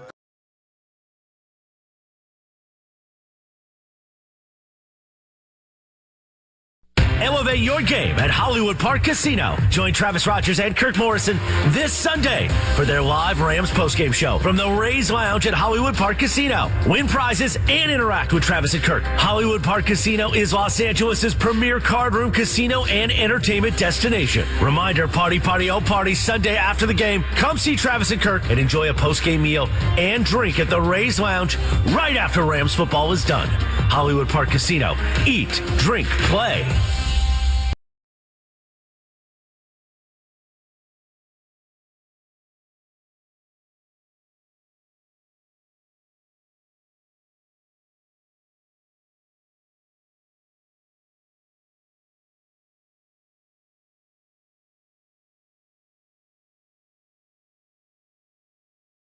We'll take it up with our new followers. Yeah, how about that? Did you see that? That Paulie D and the situation they posted and from Vinny. social and Vinny all liked the tweet from yesterday of you doing Paulie And Vinny D. quote tweeted us and he says, "Hey, I'm Vinny," and then Mike the Situation commented a gif of himself onto our thing. So we're basically on the Jersey Shore. That's right. That's on right. the radar. That's right. I like it. I like it. See, that's on right. the radar. That's right. I like it. I like it. See, that's right. That's right. I like it. I like it. See, on the radar. They're threatened. We're coming for them. They're freaking threatened. DJ Paulie D is threatened. My do abs. the Q-tip. You know the Q-tip?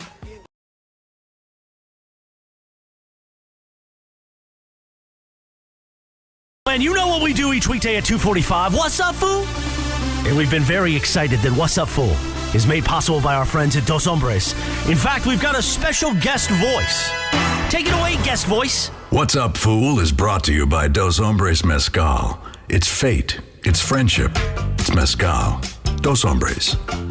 Look at that. How do I follow that? I don't. So I simply say, take it away, Corporate Greg. Thanks, Morales. All right, so on Sunday, the Jets had Tim Boyle as their quarterback, and he got hurt, and Trevor Siemian came in. So now, according to Diana Rossini, the Jets want to make a switch at quarterback. The team is leaning towards Zach Wilson to take over, but he is reluctant to stepping back in. Why is he reluctant? Yes, Zach Wilson is reluctant to step back in as the starting quarterback. Now, does this make him soft, or is it smart because they keep moving him back and forth and back and forth? You get a chance to play. You get a chance. You're an NFL quarterback. You get a chance to start a game. This is your chance to shine. I think it's a mistake for him to say, I'm not sure if I want to start. Who says that? I understand his hesitancy, but Mason's right. Part of being a professional is, like, we don't always like it when you say, hey, you got to go do this and you got to work with this guy, and we would rather not do it. Who's but the guy that you do like it. that you work with? Well, pretty much everyone except him. Okay, But yeah. That's true. But you do it because you're being paid by the company and they need you. And I don't think Zach Wilson is in a position to say no. I mean, we know the team stinks and you're probably going to lose. And go out there and... But you're getting paid millions of dollars. Yeah, go out there and play, man. I don't understand. How do you prove your worth without playing? Exactly. Well, he didn't prove it when he was in there. But either he's way, got a second chance. He probably won't be with the Jets next year. Why would another team want to pick him up when he's coming out and saying, I don't know if I want to get in there? Well, it wouldn't cause me to not pick him up. Oh, I wouldn't. Whether or not he can play will be determined by what I see in the game film. But to answer your original question, I don't think he's in a position to say no. I agree. Apparently, he's telling Diana Rossini that he's not ready to go in. Oh, Diana. Probably got it nailed. But, but I think that's a really bad look for Zach Wilson. What's up, Foo? All right, guys. So a couple nights ago, there was a hockey fight on the ice. The best ones to watch, especially part of hockey. It was what happened after the fight is what got me. So Max Domi of the Maple Leafs got in a fight with Sam Bennett of the Florida Panthers, and after they already had the fisticuffs and were broken up, Domi kept flexing his hair at the bald Bennett. Rubbing his hair, giving him a dirty look. Right. That's very funny. And Bennett's face was like complete shock almost. Yes. So my question is, this is one of the best, taunts, right? Showing your hair to a bald player. Super clever, right, man. Yeah. That's a great way to get under somebody's skin. Yeah, and by the way, this is back why I didn't like Ime Udoka getting thrown out the other night when him and LeBron were talking. Let him talk. Yeah, let him talk. I mean, moments like that are fun for fans. Let him talk. Chirp away. Yeah, no, I think it's actually real. And by the way, hair is really important to me. Like, if I, for some reason, lost my hair, I would be devastated. I could not go with... Well, there are options now that you can do other stuff. Well, I'm not getting like Bosley sticking little doll hair into my head. But you can always tell. It's like little doll hair. I just think it's fun to watch guys talk trash. Yeah. And so I'm all for it. Yeah, me too. It's the best part of hockey. Yeah, I don't understand why leagues, in this case the NBA, like the other night, I don't understand why they teed up those guys. Right. Let them talk. Although there's no such thing. They just went at each other, right? Did they eventually fight? Did they eventually throw down? And then this was after and the fact. then it was the hair. Yeah. Oh, that's good. Pretty good dig. I like good it. for them. What's up, Foo? All right, guys. So Dirk Nowitzki was on the All the Smoke podcast and was asked who his, crushes were when he was younger. And he said Little Kim and Foxy Brown. I was like, okay, I see you. So I was wondering, do you guys remember who was your first, childhood crush? Like most kids my age, had a poster of Farrah Fawcett on my wall. Even I did. Because it was standard issue in my generation. You had to have a Farrah Fawcett And poster. strangely, the girl I had a crush on when I was probably Dirk's age, when he was talking about this thing, was Christy McNichol. Christy McNichol? Remember her from the TV sure. show Family? Family, yeah. She was my age. I thought she was cute. And then when I got a little older, I had a thing for Courtney Cox when she was on Family Ties. Yeah. Mine has always been Keanu Reeves. Always. Going back all the way to high school. He's hot. Yeah, good looking man. What's up, Foo? All right, guys. So yesterday was the 31st anniversary of the first ever text message. It's been 31 years. Since the first text message. First text message was December 3rd, 1992, and all it said was Merry Christmas. Yeah. Yeah, so my question to you guys is, do you remember the early days of the text messages compared to now? Well, do you remember texting on the Nokias or the Blackberries? Sure. I had a Blackberry. I had a Blackberry. I had the wheel. You had to click on the wheel. Had a great keyboard. Best keyboard was the Blackberry. But I found myself today I did something weird. Or you guys tell me if it's weird. If I took one step too many. Okay. So I mentioned you guys have a shower. The temperature control in my shower is broken. So Okay. I can use it, but the water's all the same temperature. You can't make it any hotter or any colder. Okay. So I'm friends with all these guys at this plumbing thing that I used to do ads for. And I texted one of them and I said, "Hey, Alan, do you have time for a short phone conversation?" And he texted me back, "Sure." So then I called him. Right. Was that an unnecessary step? No. Should I have just called him? No, because I will not answer the phone unless I get a text first. Unless I see my mom's number pop up. Yeah. If you want to talk to me, text me first so I know that you're trying to call me. Otherwise, I'm never going to answer the phone. Okay, and so frankly, I was right. There are very few things that cannot be handled purely by text. Right. And I prefer that because it's quicker. Yep. So I think, and now, by the way, kids, Brian, teenagers, all they do is text. Next time you go out to a restaurant, you're with your girlfriend at a restaurant, Look over at a table that has a lot of kids at it, and you'll notice that they're all on their phones. They're texting each other from across the table. Or they're on their laptops, which is so annoying. It's crazy. Yeah, so I think texting changed the world forever. I think texting is the best means of communication. If you want to reach me, text me, and I'll text you back. That's basically the fact. Text them back, Idgeable. Because here's the thing. It's so funny. I'm doing a deal right now completely on text. See? Like I'm texting back for the person. We're sending pictures to each other. I'm doing a deal with there will be no communication whatsoever. It'll be all handled in text messages. That is perfect. That is perfect. Yeah. What's up, Foo? All right, guys, it's National Cookie Day, and I always say that based on what kind of cookie you like, I can tell a lot about your personality. Mm-hmm. So what is your favorite cookie? Chocolate chip. They come down the aisle of the plane every flight. They say, I got peanut butter, I got oatmeal, I got chocolate chip. If they don't have chocolate chip, I'm out. I won't even try the peanut butter or the oatmeal. I'm going straight to the chocolate chip. See, in my cookie power rankings, I've got peanut butter number 1, followed by oatmeal, and then you chocolate would find a cookie on the tray every day because everybody takes the chocolate chips first. I love a peanut butter cookie. Yeah. What does it say about us, Laura? Well, this is just like my own thing. Yeah. So chocolate chip cookie is very traditional, but you have a fun side. If you like oatmeal, you're kind of stray hay, kind of. I love oatmeal raisin. Stray hay. What about if you pick hay? peanut butter? Well, I'm allergic, so I'm always gonna go. Yeah. You know. You're allergic to peanut butter? I'm allergic to peanuts. Oh, Yeah. wow. Okay. Yeah. Yeah. So love butter cookies. I had a friend that I used to work with at KCAL years ago that had a peanut allergy, and he ate a cookie that had a peanut in it, and he almost died. Yeah. Yeah. Are you that level? allergic? I have an EpiPen with me. You do carry so an if we EpiPen, if we ever see you going into a seizure, it's because you probably ate a peanut. Yeah. And we should. Right. Not that I would ever go through your purse, Laura, but in that case, we have permission to get the EpiPen. Where do we stick it? On my thigh. Okay. Yeah. So stick the EpiPen in Laura's thigh. I'm dead if she eats serious. a I want peanut. you to show me exactly what you would want me to do so I have that skill. Yeah. Okay? Bergman, are you curious to know how an EpiPen works and I know where to how stick Laura with it? Well, yeah, I know Greg's how got an his EpiPen own works. medical history. Yeah, do you? Well, no, not for me. My you don't need daughter's an allergic to peanuts. Does she have the same allergy Laura does? Yeah, but it's all peanuts, all tree nuts. She has So an do you EpiPen. have to? Do you when you get Riley into a new school? Do they all have to know? They have to have an EpiPen in the school for her. Yes. And her teachers all know that. Yes. Like if you go to a parent-teacher conference, She's you bring it crazy up. about it. If someone touches a peanut, she makes them go wash their hands. Oh, is that right? Oh, good for her. She's hardcore. Good for her. She knows it, and she just doesn't want it. And why are no one's bringing up snickerdoodles? How did snickerdoodles not come into Snickerdoodles don't really count. Oh, All right, they're so Greg, good. if I told you I was going to buy you your choice of Girl Scout cookies, is that where you're going? Snickerdoodles? They don't, that's not a Girl Scout cookie. Girl Scout cookies. You put them in the freezer, done. Tagalongs are good. Tagalongs are really the good. peanut butter Girl Scout cookies are good. keepers. Delicious. Yeah. Delicious. Yeah, but it's chocolate chip cookie, then snickerdoodle. You know what's super underrated? Gingerbread. Ooh, that's a good one. Only Except they certain have times a year. Yeah, I was Only just times going a to year. say, Greg, they have a shelf life. Yeah. I ordered gingerbread when we used to go to the UK. Juan's stepdad is from Britain, and we got this gingerbread there. And I actually ordered it and had it shipped from England. This gingerbread is so friggin' delicious. You know what's interesting about that story you just told? What?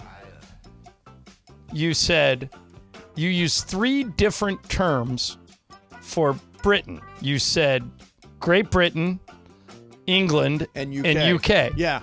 That's weird. I don't know. Should I say England? You did. In one of those. Oh, in one of those. In one of Which those one you do think did. is But right? isn't that England? funny? Like, I mean, they all work, I guess. yeah, it's like most countries you just call them by one name, but that one, all those work. Yeah, they got a bunch. Are They got a Great bunch. Britain and London the same? No, London's a London's city. Yeah, city. Great Britain is a country. That's what I thought. You know So how big he London said all is? The 3. city And of London? how big? 1 square mile. Yeah, it's small. Really? Yeah, it's 1 square. Now there are suburbs that go beyond, course. but it's 1 square mile is actual London proper. That's crazy. Why Yeah. didn't David ever tell me that? I should have asked. David Kent. David Kent. Hello, David. All right, you got one more. Or you got it done. We can Okay, do one more. Yeah. Okay, one more? Yeah.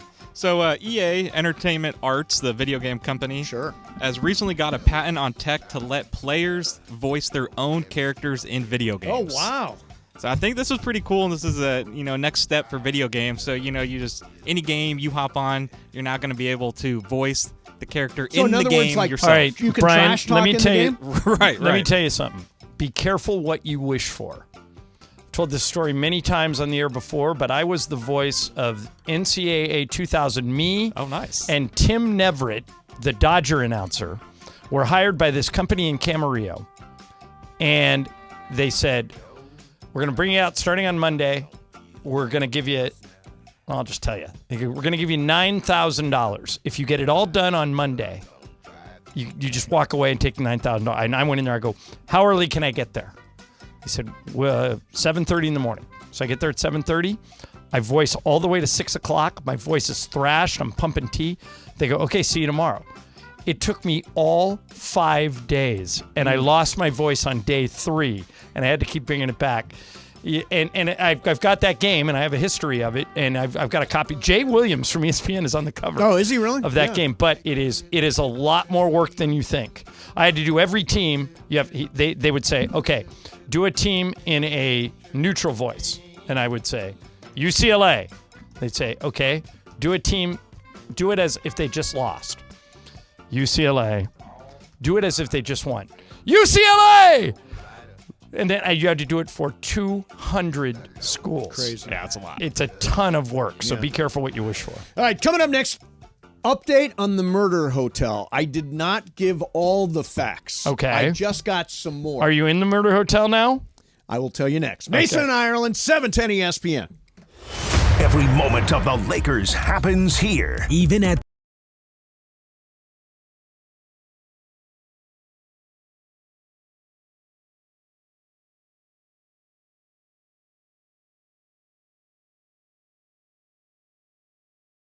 Return of $1 Million Mondays. $1 Million Mondays. Your chance to win $1 million from 710 ESPN. Listen every Monday this football season for your chance at $1 million. $1 Million Mondays presented by Hollywood Park Casino. Eat, drink, play. Listen every Monday to 710 ESPN. When you hear the cue to call, be caller number 7. Give us your Super Bowl prediction. Both teams and the final score, and you could be winning $1 million this football season on LA's $1 Million Mega Sports Station.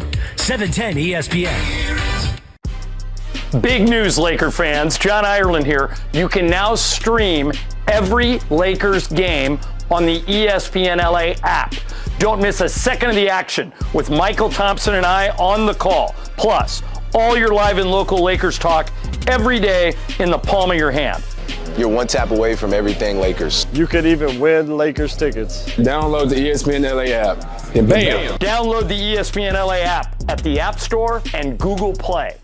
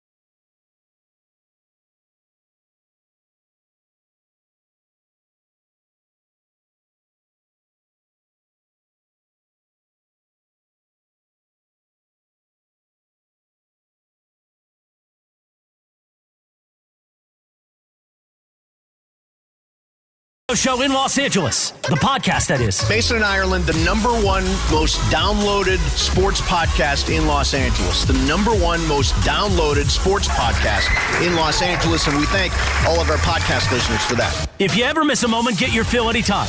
Just search Mason and Ireland wherever you get your podcast.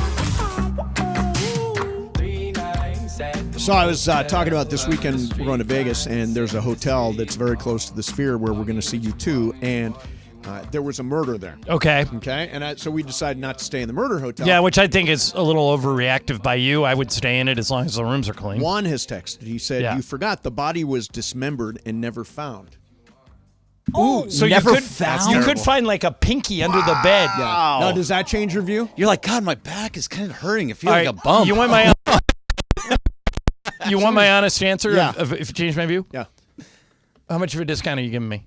30%. Let's say 30%. 30%. 30%. Take it. What about the room itself?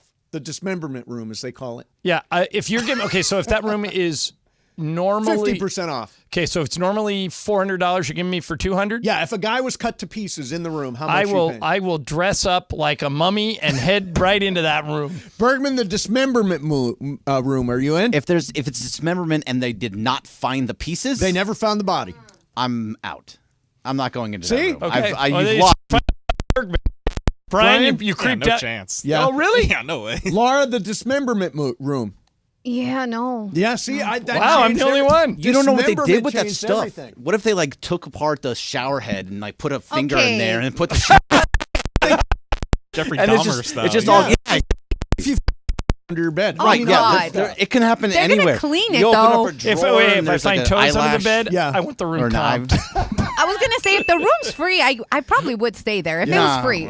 No, it went a little bit too far for me. Okay, so this is another dilemma. Tell me if this is fair. We went to Boa on West Hollywood. Okay, on you Saturday night. used to live right above the street from it. With our friends Morgan and Shane, and we had a certain table, and apparently when you make the reservation, if you're willing to pay a surcharge, you get a better table. So Boa was charging $50 for you to upgrade your table to whatever the main room was. Really? And I'm like, I'm not paying for this. Is like an airline now. I'm paying for a good I've seat never heard on of that. top of the meal. So we did Lowry's on Friday night. I love Lowry's. And Yeah, so with good. the How whole was the spinning salad? very good. The carolers are great. It was Yeah. packed. Yeah. It was really good.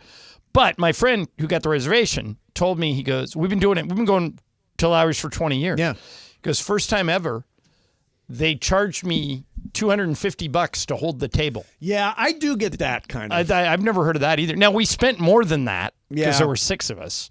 And so they credited it towards that. But had we not shown up, Yeah. he would have stuck them for $250. When Dear John's is one that you pay in advance or you put a deposit down on your table. So is Hatchet Hall, which is over on my side. They used to have a Michelin star, but they lost the Michelin star. I don't know what they did. Anybody know? Well, maybe they started charging people $250 to hold the It's table. interesting. I mean, maybe their dishes are off or something like that. Hatchet Hall and Culver City. For your money, best restaurant you've been to in LA is what? Dear John's. Is it? Absolutely love Dear John's. To me, it's Felix, right by your house. Felix is great. We went to Felix, and it's very good. Dear John's is like an old-fashioned, cool steakhouse with steakhouse stuff, and Sinatra used to hang out there. Right. There are pictures of Sinatra. Bergman, all best over the restaurant place. you've been to in LA is what? I'm not sure. I think. You ever been to Nobu? Nobu's top 3. Yeah, I've been to Nobu. That Nobu's was great. good. There's places in West Hollywood that I've been to that are really. I thought really Craig's was excellent. Yeah, Craig's was good. Great chicken parm. Oh, there's a place I can't think of the name of it right now. Okay, they so made it really easy. Like Frank and better Dooley's. than Frank the and- one Frank and- Mason made me at BMO No, yeah, Stadium. that was garbage. Yeah. But was it Frank and Musso? You would have got away Musso with and it Frank's. had the you not ice. been floating stuff in the top. I floated ice in it. That was the I big would not have been mistake. able to tell had you not had stuff floating in the top. Have you been to Musso and Frank's? Oh, Long yeah. time ago. Musso and Frank is it is still fantastic. open? Yeah, it's still Did open. it survive the I pandemic? just went. Oh, yeah. No, there are always lines. It's really hard to get a reservation. I used to go there with Tom Snyder all the time. You'd always get the steak tartare, which is raw steak. Yeah. Right? Isn't steak Every time, tartare you raw mention, steak? every time we talk Tom Snyder and restaurants, I think of the Grill story. Grill. Oh, God. So there's a place in Beverly Hills called The Grill on the alley. It's great. Yeah, it's it's really been there good. forever. And so Tom Snyder came in one day when Mason was working with him, and Dave Singer, who used to produce our show, was working with Steve on that show. And Tom walks in and says, hey, I want to do something nice for all you guys. So I'm going to take you to The Grill. And Singer says, wow. That's really nice. The Daily Grill? I love the Daily Grill, which is a chain, and there's one of them in the Beverly Center that it's basically like a fast food Sure, restaurant. it is. It's nice. And didn't Snyder look at him and Snyder look at you? said, Dave left the room and he said, what an effing idiot. Dave knows. I feel Dave's probably listening, but yeah, Tom Snyder was not a Dave fan. Weirdly. Well, no, he just. Well, what an idiot. Well, that because Snyder was, you've told me over the years, was one of the guys that looked at everything in black and white, right? Yeah. No shades of gray. Good guys and bad guys. You're either with him Yep. or you're against him. That's exactly. I'm a little bit like that. You're either with me or against me. Aren't you like that? Not anymore. No? I used to be. The world operates in shades of gray, It I does. realized. And if you're going to avoid confrontation, you have to accept that. Yeah, I guess because there are a lot of idiots out there. But, I'll put it this way. Hi, Momo. Hey. Bill Maher has a good line about this Okay. when he's talking about politics. He said, you can hate Donald Trump and call him an idiot, but you can't hate the 70 million people that voted for him.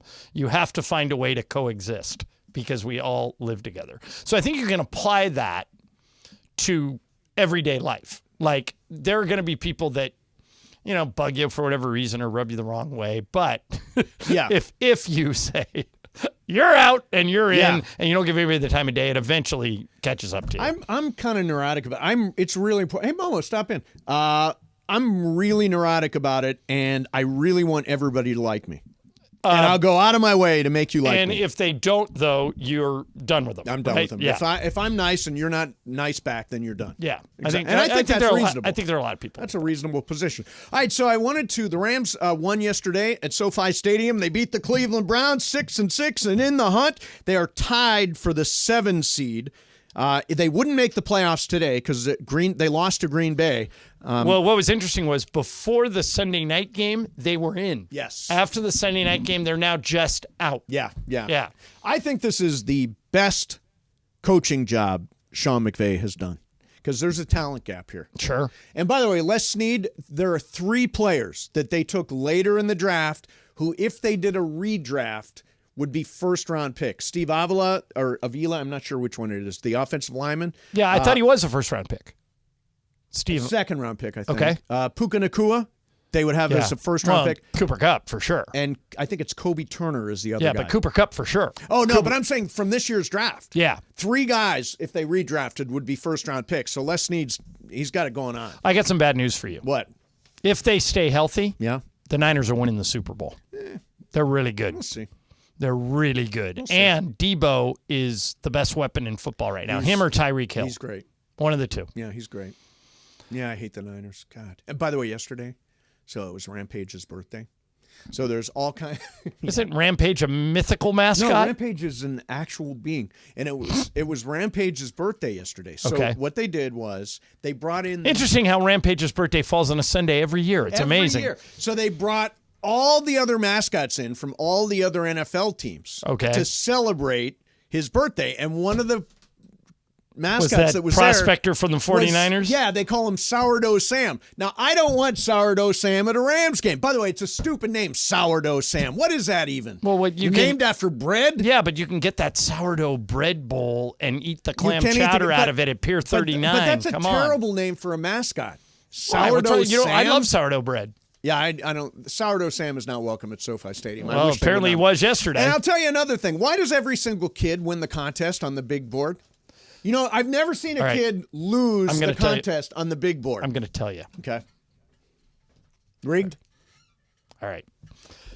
Never told this story publicly, but I'll tell it now. Okay. For 4 years, I was the sideline reporter for UCLA football. Okay. And one of my jobs, UCLA, because I went there, asked me, they said, hey, every game in the second quarter at the Rose Bowl, we're going to give away a UCLA prize pack, and we're going to put a question on the screen, and you're going to interview a UCLA fan, and it's either A, B, or C. Okay. And they would pick the fan. Yep. I had an escort who would walk with me everywhere, and she'd hand me the prize pack and stuff like this. And they'd say, next time out, you're going. And for example, she'd say, John, this is Steve Mason. He's from Venice. He's a big UCLA fan. He'll be competing for the prize pack. Hey, Steve, very nice to meet you. Nice to meet you. And so excited. She goes, when we go to the timeout, guys, you're on. And, they had the camera right there in the thing. And literally, right like 30 seconds before we'd go in the air, I would whisper, it's B. And then we'd go. If they didn't hear me, it was on them.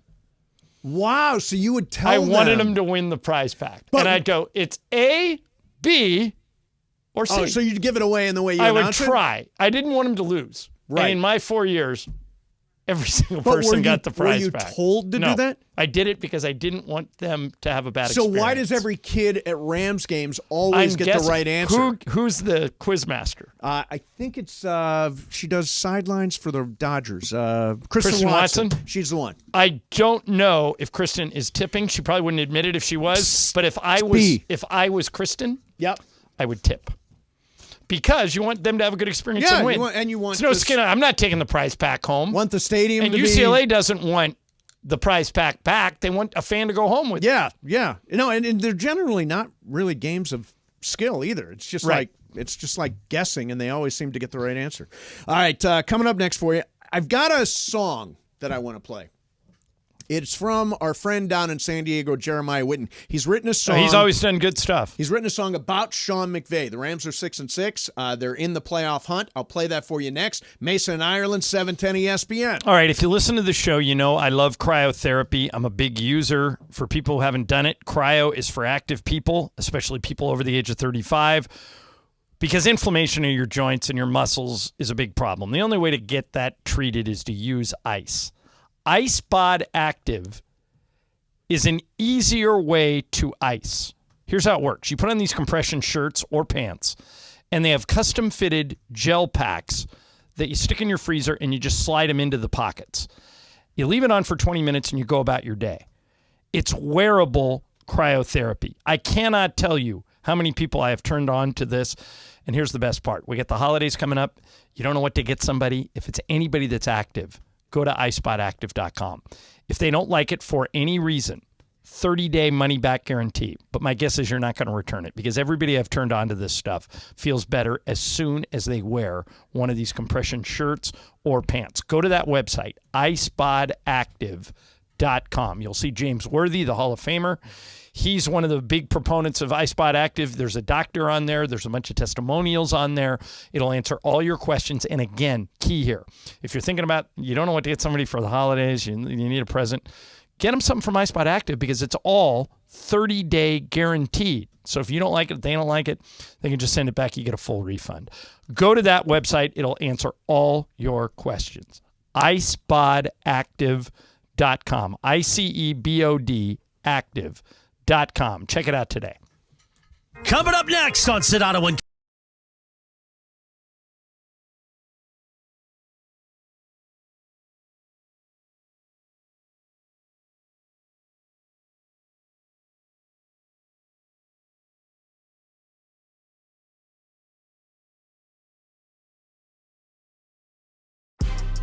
Big news, Laker fans. John Ireland here. You can now stream every Lakers game on the ESPN LA app.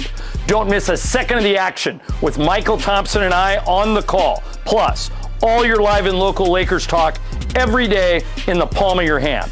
You're one tap away from everything Lakers. You could even win Lakers tickets. Download the ESPN LA app and bam! Download the ESPN LA app at the App Store and Google Play.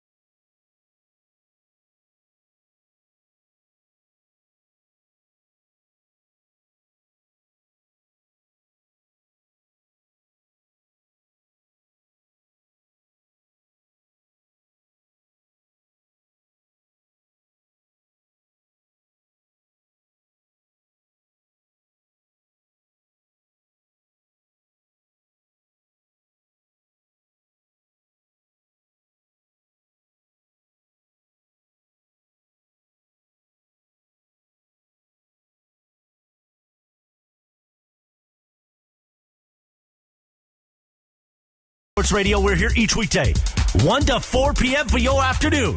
Sandwich between Travis and Sliwa and Sonato and Cap. Mason and Ireland continues now. Yesterday at the Rams game at SoFi Stadium, ran into a bunch of Mason and Ireland listeners. Joanne, saw her at the bar. Hi, Joanne. Saw Tracy from Newport Beach. She always asks about you. Hey, and Tracy. A guy named either Michelangelo or Michael Antonio. I don't remember. Either one of works. Those two, but you are awesome. All right, so Ireland, we have a friend down in San Diego named Jeremiah Whitten. He did the talented dude. Get Your Ram Hands Up he did last year. He's done a new one. And remember, I just said, and I think, there's a consensus that Sean McVay is doing an unbelievable job this year, given the talent gap that exists between the Rams and some other teams in the league. So Jeremiah Whitten wrote and produced this song. Tell me what you guys think. Let's get it. Nowadays, coordinators want to talk, they got something to say, but nothing comes out when they call a blitz. Just a bunch of gibberish. Other coaches act like they forgot about McVay. I love it. Nowadays, coordinators want to talk, they got something to say, but nothing comes out when they call a blitz. Just a bunch of gibberish. Other coaches act like they forgot about McVay. What do you say to somebody you play, or anyone trying to bring L's your way? Want to resolve things in the huddle today? Then just study your tape of Sean Jamie McVay. And when the year came through, Sean and Matt stood next to a stripped-down team. Lost lots of free agents, got rooks to replace them, but Sean can do anything. So from then on out, we've been stacking dubs. Put your Ram hands up, show some love. Sean's local enough to get 9 wins. Now it's time to make a playoff run. McVay's crazy, like Dickerson in the mid-'80s. He's doing this with the new babies. Sam LJ, what movies you been making lately? Nowadays, coordinators want to talk, they got something to say, but nothing comes out when they call a blitz. Just a bunch of gibberish. Other coaches act like they forgot about McVay. I love it. Nowadays, coordinators want to talk, they got something to say, but nothing comes out when they call a blitz. Just a bunch of gibberish. Other coaches act like they forgot about McVay. Don't tempt me with a good time. I love it.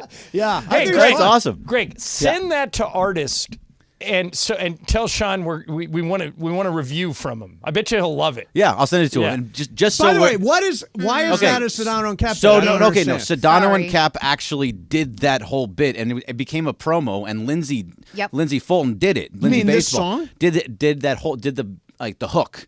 And well then we'll leave it for them then. Yeah, but Jeremiah Whitten actually knew that they did it. We'll leave it for them then. It's fine. No. If they created it, then it was their bit though. Okay, 100% was their bit. We don't want to step on their bit. It's okay. Yeah, no, bits are, it causes all kinds of. No, we're not. You just have to be aware of it, is all. So we can still do all of that stuff. They're not going to mind. But that was their bit. Really? They're not going to mind? Really? The afternoon show is not going to mind? Cappy's not going to bring this up? I mean, Cappy's still pissed off that Laura moved our show. But Jeremiah, by the way, congratulations, Laura. Yeah, Cappy was like... he was weird on Friday. Yeah, I heard all that. He was all around weird. It was a Fortenbaugh hangover. Yeah. Hey, let's relax. Must have been. Enough. By the way, apparently it's out there somewhere because Alex downstairs saw it. All right, let's just move on. Oh, okay, moving on. Yeah, I have no idea. But he even said he was, as soon as he said, Morales said, "Oh, you're going to go work with Greg." And he goes, "Oy vey, that'll work."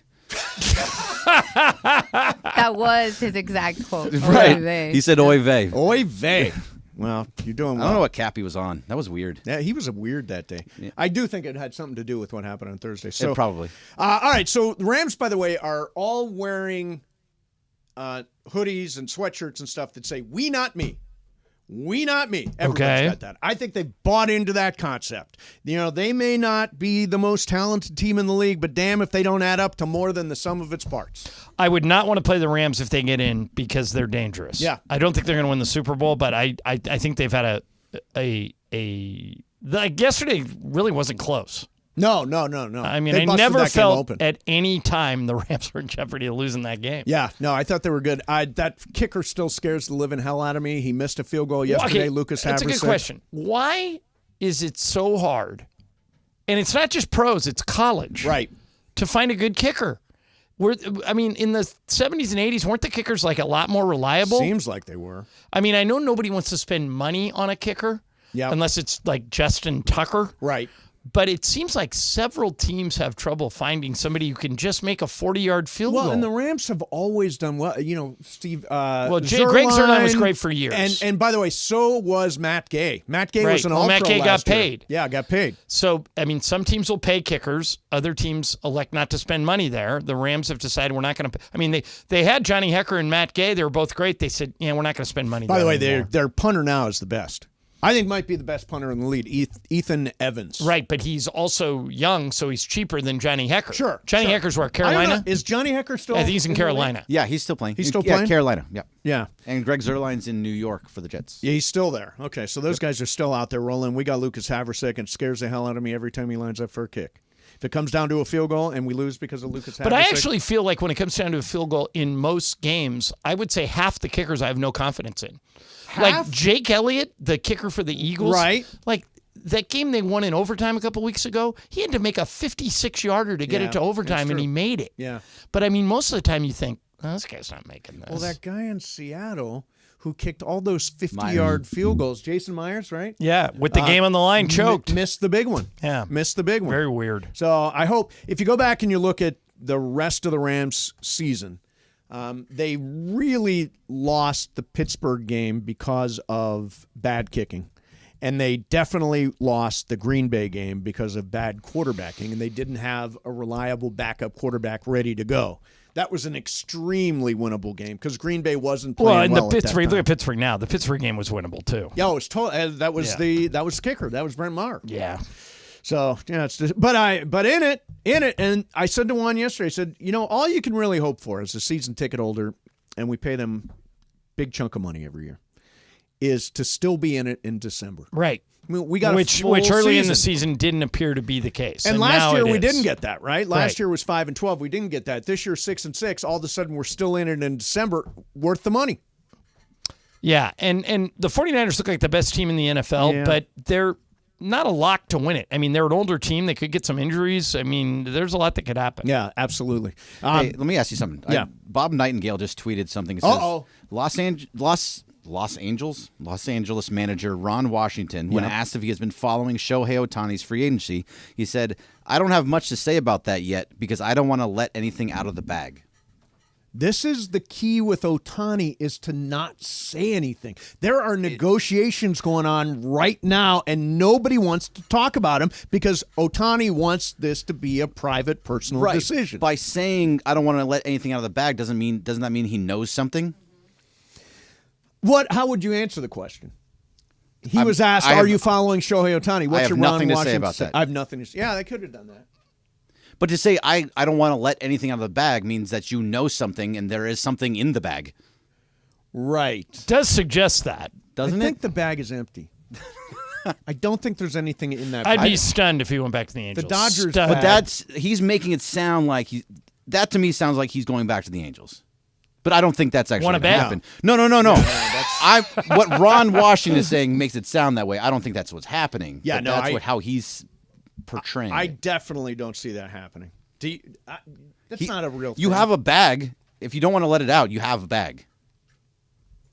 Yeah, but the Angels aren't in this, are they? They're not in it. They're not in it. They're not going to re-sign They were always one of the Shohei 4 Ohtani. teams. The only reason he signed with the Angels in the first place over the Dodgers was because they had the DH and we did not. And, That's speculation. I read that quote last week about apparently when he was a kid, talked about world domination as a Dodger. Right. World domination as a Dodger. Somebody is going to radically overpay and blow the Dodgers out of the water. That's my prediction. No, this is going to be like Mookie Betts. We'll go to 12 years, whatever it takes for Ohtani, I think. And you think he's going somewhere else? I do. I think somebody is going to come in with a ridiculous overpay. So Jim Bowden is talking about Yoshi. We love Bowden. You sure do. Yoshinobu Yamamoto. He's saying that the market has gone from 200 to 220 million, all the way up to now over 300 or close to 300 million? This is what I'm talking about. They're not signing Yamamoto. You think the Dodgers are out on Yamamoto I if it's think close they're to 300? Out on Yamamoto. He's 25 years old. He's frontline starter. 7 years for a frontline starter. Is it 7 or 8? Probably 7 years. It doesn't say how many years. It just says we're hearing he'll get close to $300 million. No, don't want it. 25 years old, 7 years, don't want it. $300 million. No, that's not going to be in a starting pitcher for 30. I don't know. Would you, John, sign up? Nope. No, I didn't. And Friedman wouldn't. Well, Friedman never does, which is why I'm predicting Ohtani is going somewhere else. He's never offered a contract longer than 4 years to a starting pitcher. By the Until way, he do you know does. who it was? Let me think. I know it is. It's not Kershaw? No. 4-year deal. It's nobody. Don't think of big names. Don't think of big names. It's Brandon McCarthy. Wow. Brandon. Yeah, I wouldn't have come up with that. 4 years. And did he even pitch more than 10 games for the Dodgers? Remember, he got hurt I think it was 10 on the dot. I think his legacy is, remember, he had a really attractive wife. Is that really his legacy? Because he didn't pitch. His legacy is not. He had a really attractive Yeah, I mean, wife. think about it. Wait, does he have, can you think of him in a game? I can't, no. Didn't he have close to a Like, can you think of him any? anything he did in a game? Not off the top of Good my work head. off the field, Brandon. Way to go. Not off the And he had a top of my great head. Twitter account. He was like he's a good on follow. social media. Him and Brett follow. Anderson, both good follows. Another guy that they had for a day. I think they're out on Yamamoto. Really? I don't know. I think this year is going to be one that Andrew Friedman surprises. See, us. I would invest in hitting, not in pitching. You can find, like, for example, that Dylan Cease deal, if they get him from the White Sox, that is a perfect deal. He's cost controlled for another year. Oh, Mace, question for you from Julio. Yeah. Hey, Julio. In the Mason and Ireland Mafia. Yes. I moved into an apartment where a lady died of a heart attack a couple of weeks before I moved in. Mm-hmm. No paranormal activity at all. Now, if you find out somebody died of a heart attack, but you get a good deal on an apartment that you like, are you in or out? Little old lady fell dead in my house in West L.A. Right. And she went by natural causes. She wasn't, like in the murder hotel, she was not dismembered and all that stuff. She just fell over dead. So I was okay with that. A toe here, a pinky Oh, there. no, You know, no. you're going to give me 40% off? Bring it on. All right, coming up next, you're having people over for the holidays. What should you make sure you hide before they get to your house? We'll do that coming up next. I know what you'd hide. It's one of the things. BB Go. Snack of the Lakers. Mouth-watering Korean snacks and meals in minutes. Keep your freezer stocked with BB Go for a delicious meal. Korea's #1 food brand is making the whole world more delicious. Minimum effort, maximum flavors. Bergman and I and Michael have been to 2 or 3 different Laker events where the BB Go truck shows up. And once they break this food out, people cannot get enough of it. Next time you're at the grocery store, check out BB Go in the freezer aisle. Trust me on this. Throw a couple of bags in there. Throw the dumplings in there. BB Go Mandu are the largest, juiciest dumplings on the market. Every day is the day to live delicious with BB Go, the official game day snack of the Lakers. Coming up. Big news, Laker fans. John Ireland here. You can now stream every Lakers game on the ESPN LA app. Don't miss a second of the action with Michael Thompson and I on the call. Plus, all your live and local Lakers talk every day in the palm of your hand. You're one tap away from everything Lakers. You could even win Lakers tickets. Download the ESPN LA app. And bam! Download the ESPN LA app at the App Store and Google Play.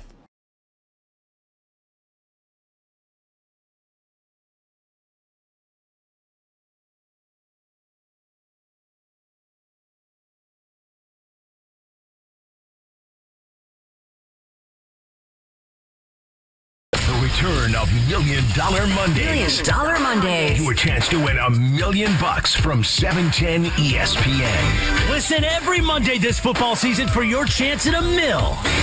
$1 Million Mondays Presented by Hollywood Park Casino. Eat, drink, play. Listen every Monday to 710 ESPN. When you hear the cue to call, be caller number 7. Give us your Super Bowl prediction, both teams and the final score, and you could be winning $1 million this football season on LA's $1 Million Mega Sports Station, 710 ESPN.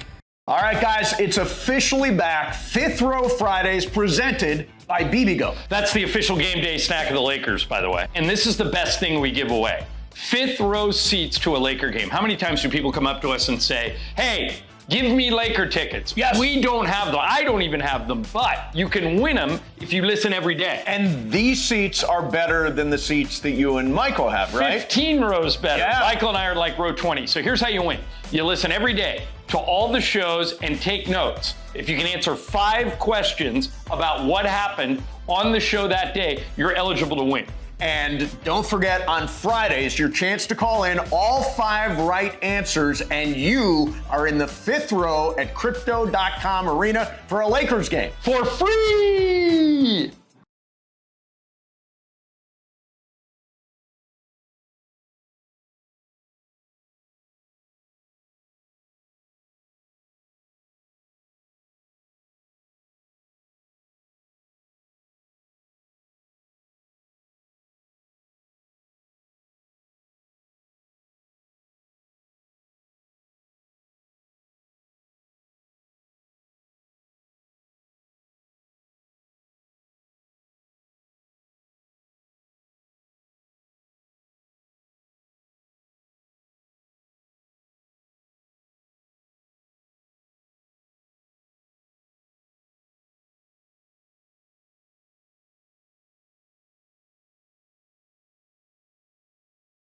Sports radio show in Los Angeles. The podcast, that is. Mason and Ireland, the #1 most downloaded sports podcast in Los Angeles. The #1 most downloaded sports podcast in Los Angeles, and we thank all of our podcast listeners for that. If you ever miss a moment, get your fill anytime.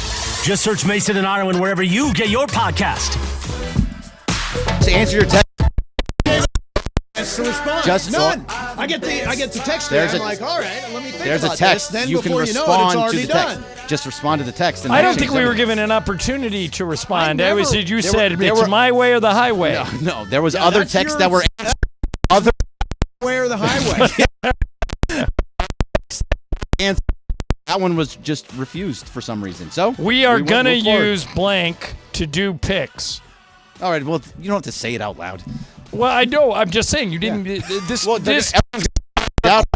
response. Yeah. You just kind of laid down the law. Well, you could have said like, I don't really want that. 805 Raider says, Ireland never changes. Brandon McCarthy's legacy is its hot wife. Yep. I hope I have that right. Nick Silverman says, rent is so high in L.A. for 40% off, I'd move in with the body chalk outline still on the floor. I agree with him. I'm with that, though. Got to save a buck where you can, Brandon. I agree. By the way, you can join the Mason and Ireland Mafia. Just go to the YouTube, search the Communities tab for Mason and Ireland Mafia, and you can jump right in. All right, so Christmas is coming up. John, will you have guests for Christmas? Are people coming over? I have Lakers Celtics that day at 2 o'clock. Oh, that's right. So we're just going to do family Christmas in the morning, and then I'm off to crypto. Laura found this story about what you should do if you've got people coming over to your house. And by the way, I do. My mom and not stepdad Leo are staying at my house for Christmas. We're hosting Christmas and hopefully not screwing it up. We did okay with Thanksgiving, so we're hopefully not screwing up Christmas. And there are certain things, according to this, that say that you should put away and make sure no one can see. Okay. So #1 on this list, prescription medications. This is a very good piece of advice. Yeah. I have never, of all the houses I've been at, I've never thought for even a second to take someone else's medication. Not take it, but just see it's there. Hide it. Hide it. See it. Just put it away. So, because if you go to a party, do you not open the medicine cabinet just out of curiosity? To be honest, I don't. You know why? Why? Yeah, what's that?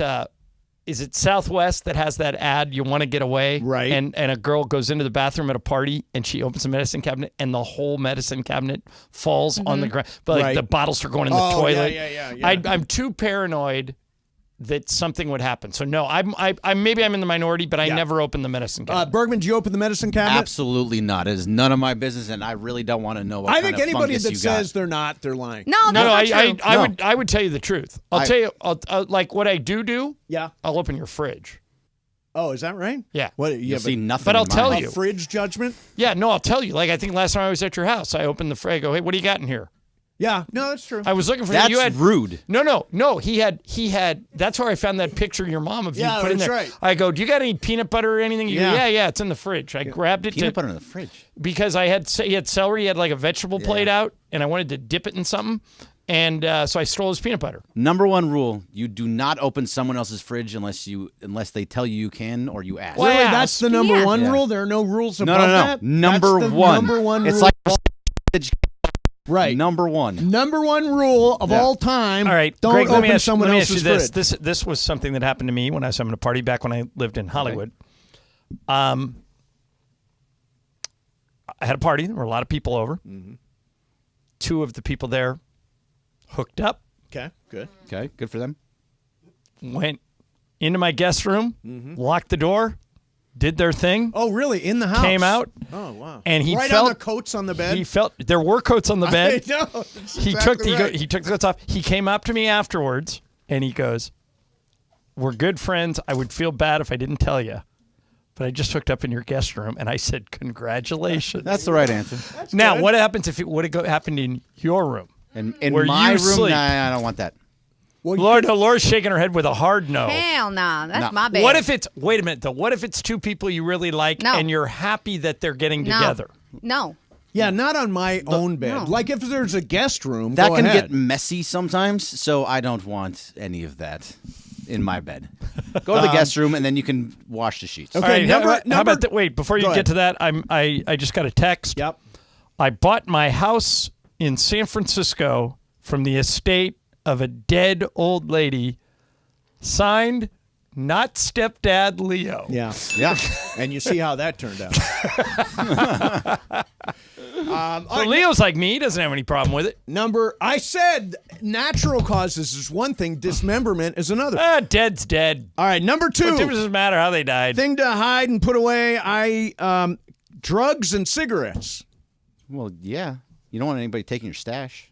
Well, do you hide your weed when people come over? I keep it in my room. Right.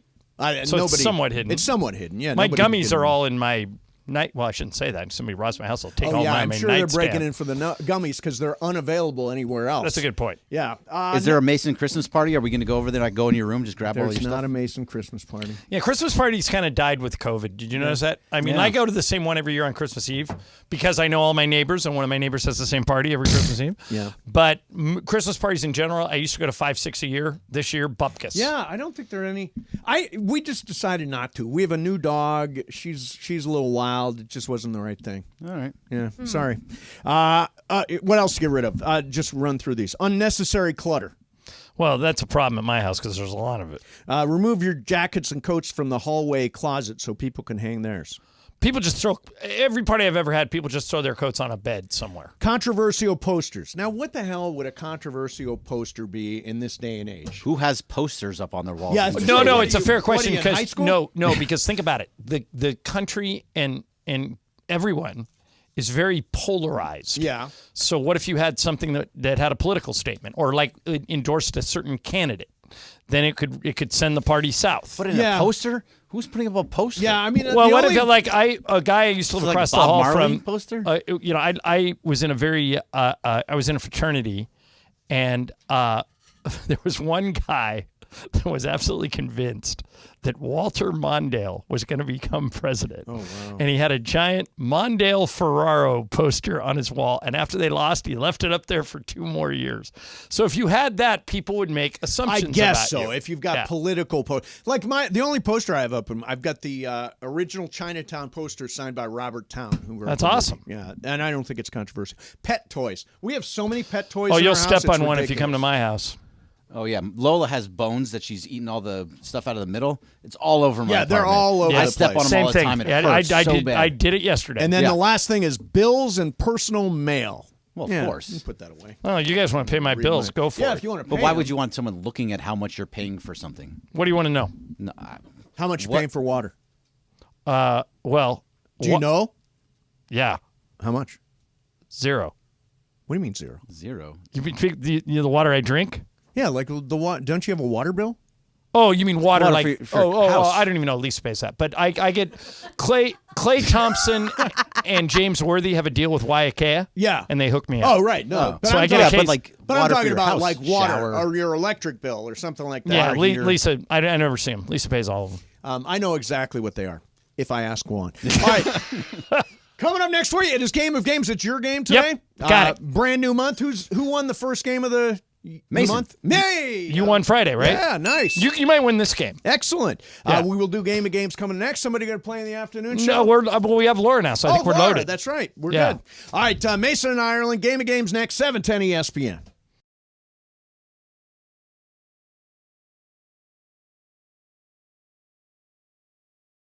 All right, guys, it's officially back. Fifth Row Fridays presented by BBGO. That's the official game day snack of the Lakers, by the way. And this is the best thing we give away. Fifth row seats to a Laker game. How many times do people come up to us and say, hey, give me Laker tickets? Yes. We don't have them. I don't even have them, but you can win them if you listen every day. And these seats are better than the seats that you and Michael have, right? 15 rows better. Yeah. Michael and I are like row 20. So here's how you win. You listen every day to all the shows and take notes. If you can answer 5 questions about what happened on the show that day, you're eligible to win. And don't forget, on Fridays, your chance to call in all 5 right answers, and you are in the fifth row at Crypto.com Arena for a Lakers game. For free! The return of $1 Million Mondays. $1 Million Mondays. Your chance to win $1 million from 710 ESPN. Listen every Monday this football season for your chance at $1 million. $1 Million Mondays Presented by Hollywood Park Casino. Eat, drink, play. Listen every Monday to 710 ESPN. When you hear the cue to call, be caller number 7. Give us your Super Bowl prediction. Both teams and the final score, and you could be winning $1 million this football season on LA's $1 Million mega sports station, 710 ESPN. Big news, Laker fans. John Ireland here. You can now stream every Lakers game on the ESPN LA app. Don't miss a second of the action with Michael Thompson and I on the call. Plus, all your live and local Lakers talk every day in the palm of your hand. You're one tap away from everything Lakers. You could even win Lakers tickets. Download the ESPN LA app and bam! Download the ESPN LA app at the App Store and Google Play.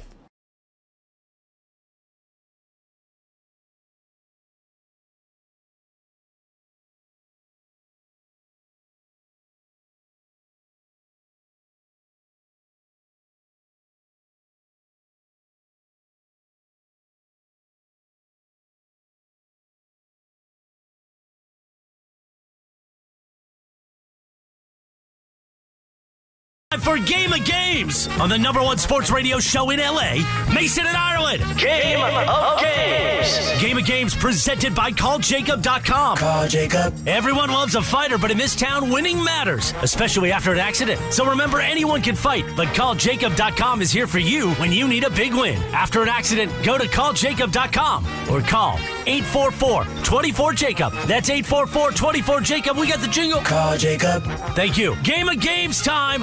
Take it away, All right, Mace. here we go. It is Game of Games time. Out of curiosity, John, do you know who that is that's walking out of the studio right now? That's Gabby Freed. There you go. Okay. I'm guessing you didn't know. No, I did know. I just wanted to catch. Right. I wanted to catch you at not knowing because I knew who that was. Yeah, you had no idea who that was. No clue. I knew And that wanted was him. Gabby. Wanted John to say who that was. Yeah. No.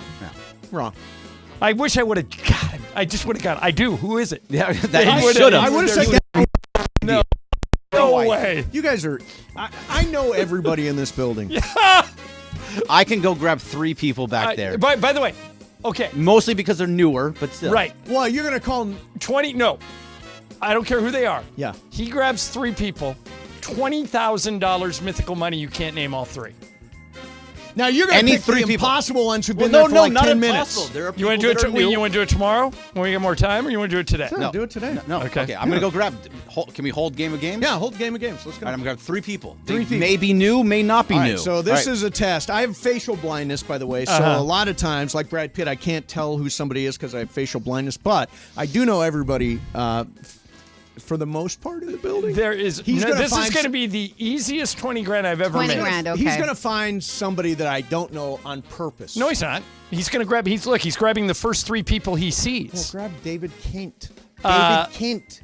Well, no, but David Kent, you dumped a bottle of water on his head. Of course, you know who David Kent is. Actually, that's a little like David Beckham. David Kent and David Beckham do sound a little bit My alike. impression is the same for both. All right, so whereas we're waiting game against Bergman's grabbing 3 people, and I'm supposed to know who they are. Oh, and now you're cheating because you're looking down the hallway. Well, what? They're going to come right here. Right, no, but the idea is that you're under the gun and that you should.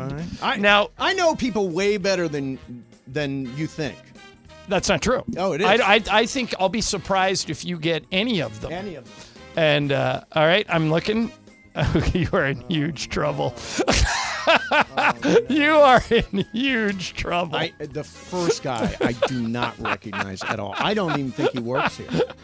I think you're grabbing somebody who doesn't work here. How would they get in the building if they don't work here? Alex let him in. Okay. All right. Greg, stand him right next to you. Yeah, stand him right. Okay. Greg, stand him right next to you. These are tough. Okay. Now, bring the first one up. Okay, first one. Okay. Now, wait a minute. Now, sir, what is your job here at ESPN LA? What's up, guys? Marketing consultant. Yes. Marketing consultant. Who is what? MC. Okay, who is it? What is his name? Manny. Did he just say his name? No. No. Yes. I got that, Manny. Okay. No, he said it. I totally got that. Greg. Yeah, he said his name. Okay, well there you go. I'm 1 for 1. Oh, that doesn't count. That doesn't count. Okay, so to get the next, Manny, you screwed it up. Don't say your name, second guy. Don't say your name. Guy All right. I've met so many times. What is your occupation? Digital account manager. Okay. He works for Matt Burke, right? Nick Riley, Alberto, David Kent. All guys you don't know. Yeah. What's his name? Take a shot. Scott. Nah. We've met many times. We met many a time. All right, what's your name, sir? That's a little personal. Yeah. It's Ethan. All right. Okay. So Ethan just cost you $20,000 in Mythical money. And Thank you, Ethan. You want to try the third guy or yeah, give up? that's Albert. I know Albert. Okay. I see him all the time. Well, Albert's here right? all the time. Right. Albert. I always. What does Albert do? He is our assistant MC. No, he's a regular MC, Are right? you an MC? Albert, you're a marketing coordinator here, right? Yeah. Digital marketing consultant. Yeah. Digital marketing. I didn't get the digital part. Yeah. Well, you're 1 for 3, and the reason you're 1 for 3 is Manny screwed up and said his name. No, I got Albert. Yeah, but Albert you didn't get Manny, and you didn't get Ethan. I went 2 out of 3. No, Manny gave you that one. I can't help. All right, well, you that. lost. Yeah. All right, thank you. Fine. Thank you for playing. Guys, thank you very much. Yeah, huge. That is Manny. By the way, Albert, and the guy whose name I still Ethan, can't you remember. just Ethan. met him. Yeah, I know. Oh my God. Facial blindness. Ethan, I got you, man. I got you. Ethan, he will not remember your name like literally 15 minutes from now when you see him in the hallway. Yeah, go ahead and pass. I'll pass that quiz. All right. Game against Saints is Ireland's game. And Ireland, what do you got? All right, here we go. It is college bowl game season. All of these games have a corporate sponsor. Yes. So I'll give you a bowl game and 3 possible sponsors. Okay.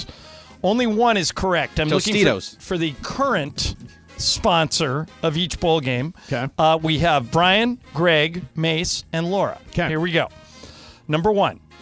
The Celebration Bowl in Atlanta is sponsored by A, Cricket, B, Mint Mobile, or C, Chick-fil-A. Brian, Cricket, Mint Mobile, or Chick-fil-A? Let's go Cricket. All right, Greg. That is Chick-fil-A. Okay, Mace. I think that is Chick-fil-A. Laura. You know what? I'm going to go different. Mint Mobile.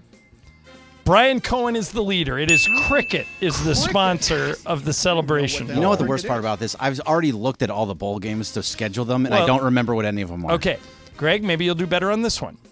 The Cure Bowl in Orlando is sponsored by A, Sunkist, B, Avocados from Mexico, or C, Walt Disney World. Sunkist, Avocados from Mexico, or Walt Disney World, Greg? Sunkist. Okay, Mace. Sunkist. Laura. Walt Disney. Brian. Sunkist. You all missed it. It's Avocados from Mexico, Cure Bowl. Boy, that just rolls off the tongue, doesn't it? The from Mexico's bowl. Here's one. No, but here's a bowl game you're all familiar with. Okay. Mace, coming to you Cure first. Bowl. The Holiday Bowl in San Diego. Yeah, that's where USC is going to play. Is sponsored by A, Tostitos, B, Netflix, C, DirecTV. Tostitos, Netflix, or DirecTV? I'm going to say it is DirecTV. Laura. I'm going with Mace, DirecTV. Brian. I'm also going to go DirecTV. Greg. I'm going Netflix. Greg, you should have gone with the group. It was Dang DirecTV, it. and everybody except Bergman is on the board. Nice. I All won right. last month. Let's go. Let's win this thing. Laura, this one coming to you. Okay. The Fenway Bowl in Boston is sponsored by A, Wasabi, B, Bibigo, or C, Kiko Man, which makes soy sauce. So Wasabi, Bibigo, or Kiko Man. Which one is it? You know what? Let's go with Bibigo. Okay, Brian. What was the last one? Wasabi, Bibigo, or Kiko Man? Kiko Man. All right, Greg. Kiko Man. Mace. Kiko Man. It's Wasabi. You all missed it. All right, so right now again. it is Brian 2. Is Wasabi a brand? Wasabi's not a brand. Wasabi's just like that a- green stuff you put on sushi. It is, and they are also the sponsor of the Fenway Bowl. The Pinstripe Bowl at Yankee Stadium. Brian, this one back to you. Is sponsored by A, Gatorade, B, Bad Boy Mowers, or C, John Deere. This is the Pinstripe Bowl at Yankee Stadium. It's Gatorade, Bad Boy Mowers, or John Deere. I'm going to go John Deere. Greg. Bad Boy Mowers. Mace. I'm going to go Gatorade. Laura. Bad Boy. Somebody's got it Bad Boy is it. All right, so it's tightened up. Laura tied for the lead with Brian. Greg and Mace one back. All right, here we go. Greg, this one coming to you.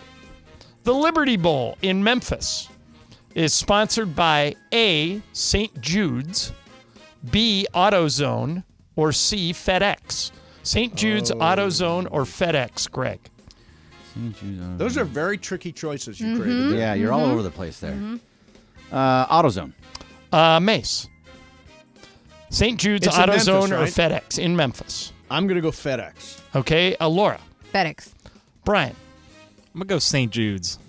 Greg Bergman is tied. Is AutoZone. Wow. Darn. I don't Because think the it other matters. two are, It the other doesn't two matter are to the Tennessee city. based. All right, Yeah, there that- are that- three. I don't think okay, that matters any for these there programs it's anymore. very tight, and there are three more. Okay. Brian 2, Greg 2, Laura 2, Mace 1. So it's anybody's game. And Mace, this one coming to you. Okay. The Arizona Bowl in Tucson Right. is sponsored by A, Outkick, B, News Nation, or C, Barstool. Outkick, News Nation, or Barstool, Mace. Arizona Bowl. I will go Barstool. Laura. News Nation. Brian. We'll also go Barstool. Greg. Yeah, I'm going to go Barstool. also. Barstool is the correct answer. So now it's I really know tight. they had a bowl game. Brian 3, Greg 3, Mace 2, Laura 2. Ooh, How many left? 2. 2. So those guys go first. Oh, yeah. Okay. I'll make Brian go first. All right, Brian. The Citrus Bowl in Orlando is sponsored by A, Doritos, B, Cheez-It, or C, Planters Nuts. Doritos, Cheez-It, or Planters Nuts, Brian.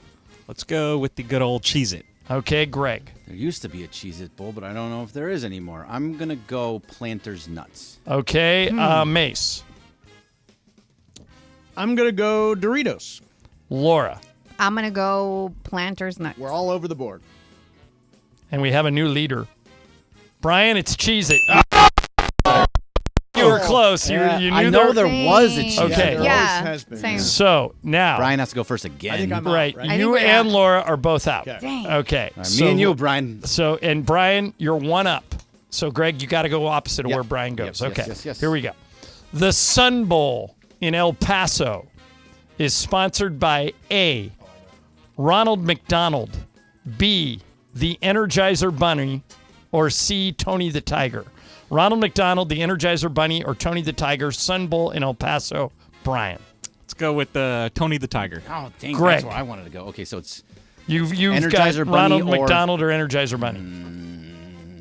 Ronald McDonald. The answer The Tony the Tiger Bowl, and Brian Cohen is victorious. Yeah, baby. All right, Brian Cohen. Brian is really good at this. He's a very good game player. By the way, you look like a mess. What do you mean? With the this is intentional. No, I'm going to go with scruff from now on. I like it. Yeah, I'm going to go with scruff. I'm not going to be clean shaven anymore. Okay. It just doesn't feel like you. All right, how many, by the way, let's do the tiebreaker just for fun. Sedano's here, you can play too. Yeah. How many total schools will participate in college football bowl games this season? Closest without going over. Total schools, Brian. 65. Greg. It's way more than that. It's like 148. Okay, Mace. 75. 48. Laura. There's like 1,000 bowls. Sedano. There's only 133 schools in division in FBS. Sedano, how many total schools participate? I think there's 37 bowls, so what's that times 2? 74? Yeah. Oh, Sedano, you're so close. Mace said 75 and he wins. Yeah. The answer is 86. 86. I thought there was 300. Basically, everybody's in now. Basketball. Yeah, there are 43 bowl games. 43 now. Wow. Yeah. All right, let's do some super crosstalk. ESPN AM 710 Los Angeles. KRDC AM 1110 Pasadena, Los Angeles. K256CX 99.1 FM Pasadena, Los Angeles. It's the greatest segment in LA sports radio history. Oh my God. When the shows come together for magic on the radio. It will only grow stronger. Super Crosstalk. Are we ready for Sedano and Cap to join Mason in Ireland? Super Crosstalk begins. Super Crosstalk. Presented by Coors Light. Coors Light. Made to chill. It's time for Super Crosstalk. There he is. Cappy's here. Shadano's here. What's going on? You were home this weekend. You didn't have to go to a game. I know. It was so nice. What'd you do with yourself? Nothing. Are you going to Vegas for the in-season tournament thing? No. That's... I'm only going if the Lakers make it. It's Breen and those guys, so not me.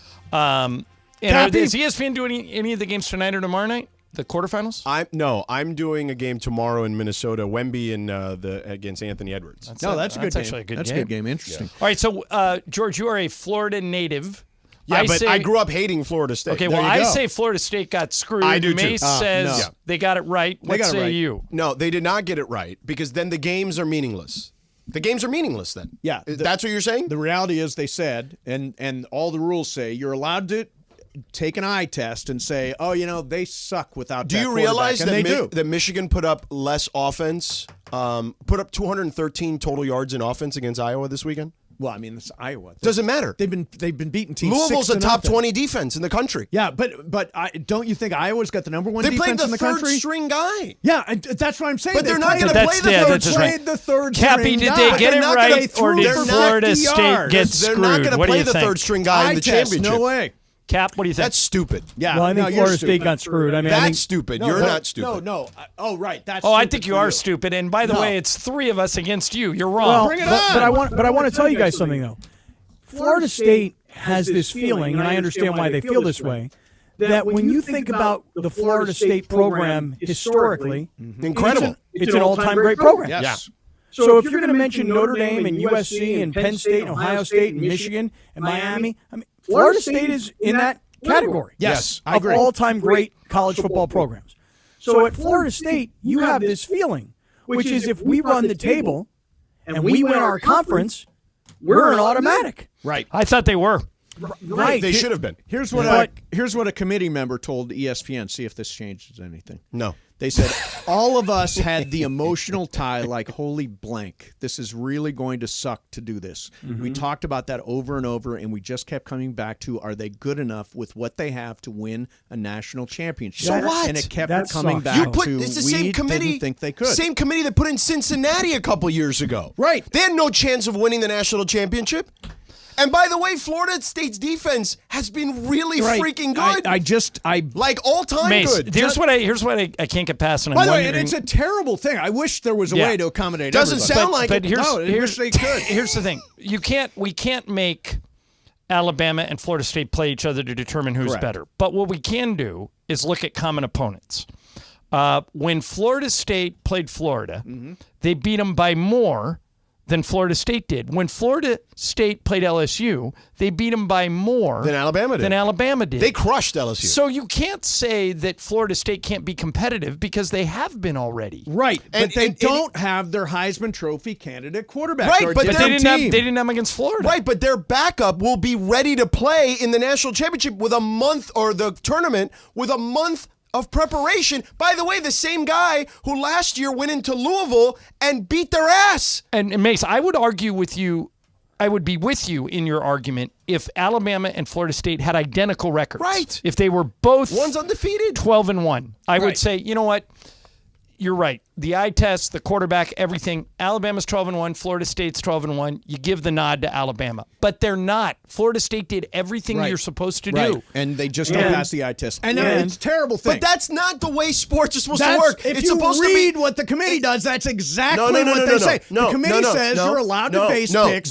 They change. They move the goalposts every year. They keep. This is true. The year that Cincinnati got in, it was the most deserving teams. Yeah. That's not it anymore. And this year, no, for the first time they said the four best. They distinguished that from the four most deserving. Correct. But that's bull crap. Yeah, I don't want the four to most change from I year don't to want year. the four most deserving. I want the best. Well, wait a minute. Cap, what were you going to say? Well, it's just this whole thing. You don't know if they're the best. There really is not a true criteria to know. No, there's not. And that's the unfortunate part, because here's just back to Florida State for a second.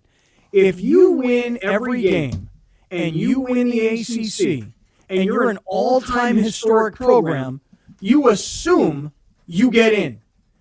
And unfortunately, as you guys point out, the rules keep changing because we don't really know. There is not a set criteria. Do this, you're in. Human beings had to vote this thing out yesterday. And here's the weird part. Look, Texas is going to the SEC.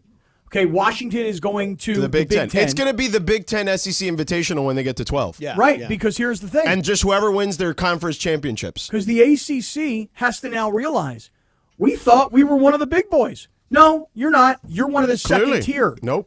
You are now second tier. They were treated like the Mountain West Conference. George, you just nailed it. That's exactly right. The ACC thinks that they're like number 3 or number 4 in terms of best conferences in playing college football. They're no better than the Mountain West. Okay, so tell me if this changes at all. The ACC voted against a 12-team playoff for this year. The ACC said no. And the we Florida don't State AD year. was one of the leading proponents was of there. But what does that have to do with why did you vote against it? Mason. Well, it's just karma. Mason. It has one has nothing to do with what happened this weekend. Disagree. How so? But Florida State would be in it if Florida State wouldn't have voted against the playoff. Florida State did not vote against it. The AD was one of the leading guys in the Jim committee. Phillips, the commissioner, who had just come from the Big Ten. Why did he vote against it? You're not allowed to complain. He's the proxy, but you're not allowed to complain now. Like yes, he came you out are allowed to complain. They're not the same when he thing. voted against the playoff. Mason, if you go into the hospital, okay, you guys were talking about Laura earlier and her peanut allergy. Yeah, she's got an EpiPen, by the way, if anybody needs to. I know, I'm familiar. Jump in. Let's say you had some sort of ailment, similar to what Laura had. Okay. Like, let's just say I have a peanut allergy? Let's say you had a peanut allergy. Okay. That's and then weird you premise. you didn't ingest it knowingly. But you did. I deliberately eat a peanut even though I'm allergic. No, you ate a cookie that you didn't know had peanuts. Right. Okay. And then you end up in the hospital. Right. And then someone's going to say, like, well, what happened? Oh, I must have eaten that peanut cookie. Well, why didn't you check if the cookies had peanuts, Mace? Well, that's 100% what you're supposed to do. Okay, but you ate it anyway. Parents and we should not feel bad you're in the hospital. Parents of kids that go to restaurants should we not feel bad you're in the hospital? Can I talk? It's my show. Yes. No. Sure. Should I not feel bad you're in the hospital? No. Sure. It's bad to be in the hospital. Okay.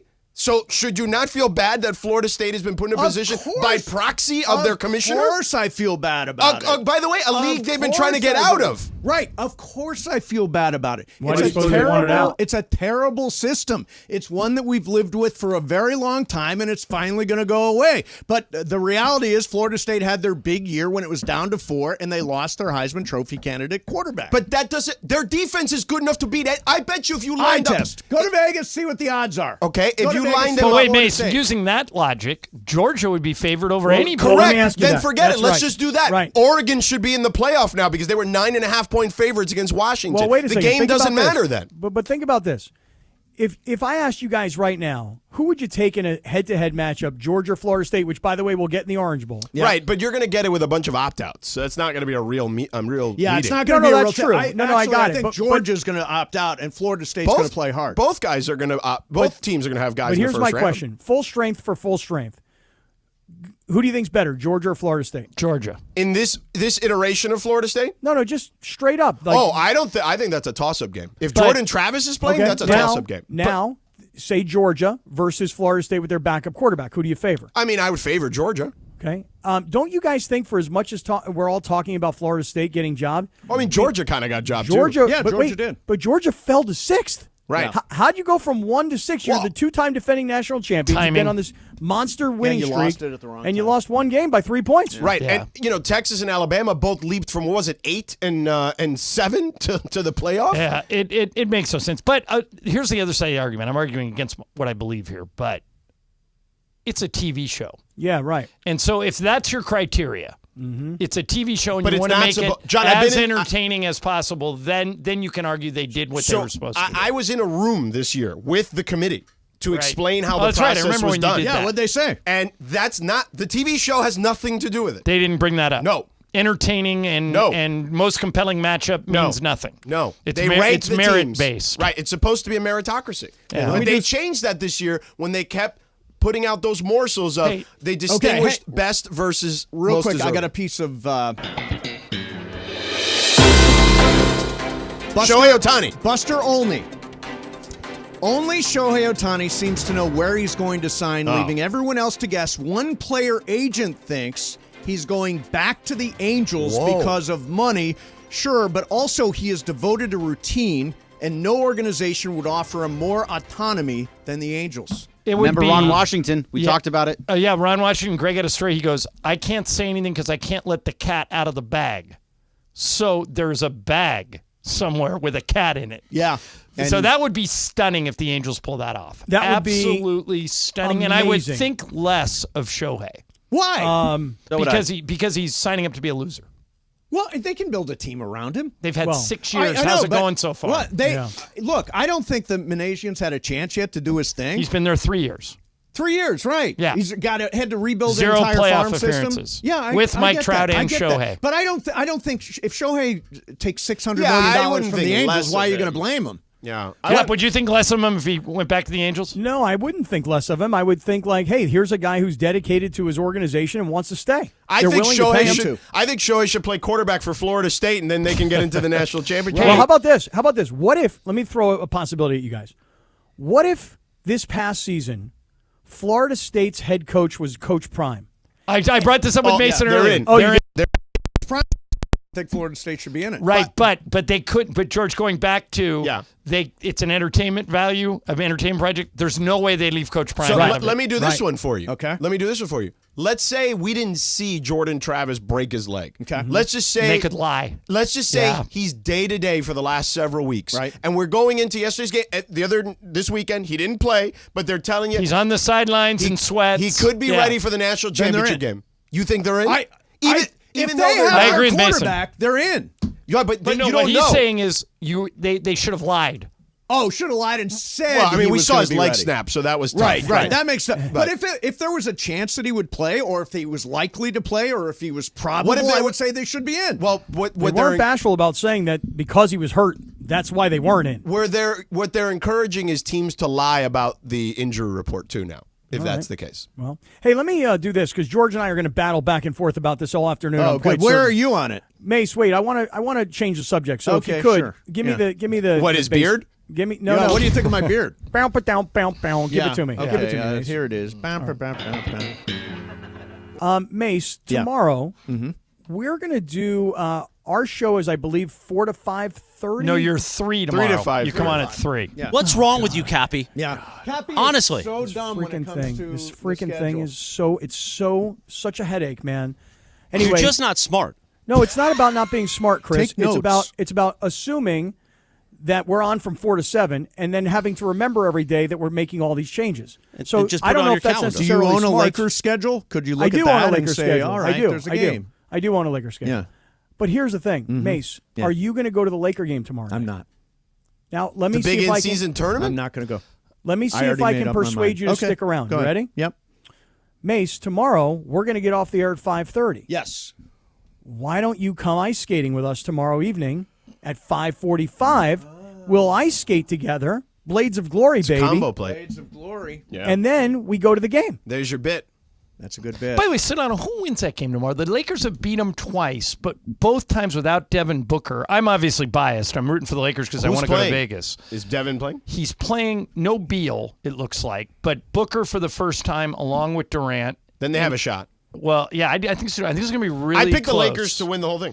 The league asked me. Hold on, I have it here. Can you imagine if it's? By the way, if it's Lakers Celtics in the final, I have Lakers Celtics in the final. That's what I picked. That'll do a number. Mason will be in Las Vegas going to the Sphere that night. Oh, Mason. And I told him you could do the double.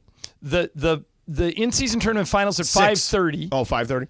And Lakers, if they're in the final, at 8. By the time, or you two at 8. Right. By the time the game is over, you could get you two that have an opener, I would imagine, right? No, they have a DJ that plays music that's really good. Right. Really? How long? Yeah, and it's kind of cool. He Like plays an for hour? like 45 minutes. Yeah. Okay. Yeah. So you can make both? I could do both. But it's If pretty the Lakers amazing. make the Mace, final. I'll get you ready for this part, and it's not too big of a spoiler.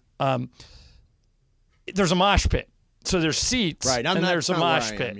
Yeah. So me neither. I don't in the mosh middle anymore. of this, we got there. I Anymore? went with Bill McDonald, and Not we really got there mosh pit, early. It's just standing room. Yeah, it's SRO. Yeah. So Nobody's moshing. in the middle of it, like an hour before the show, the security guys come out and kind of part the mosh pit, kind of part the standing room, Right. and a pickup truck, drives onto the floor of the Sphere, and you're like, And it's Bono. what's with this truck? No, It's the DJ. DJ pops out of the back, throws on a set of headphones, and just starts spinning tunes. So I killing remember seeing you two in concert when they were doing stadiums. Yeah. Probably like 10, 15 years ago. Oh, yeah.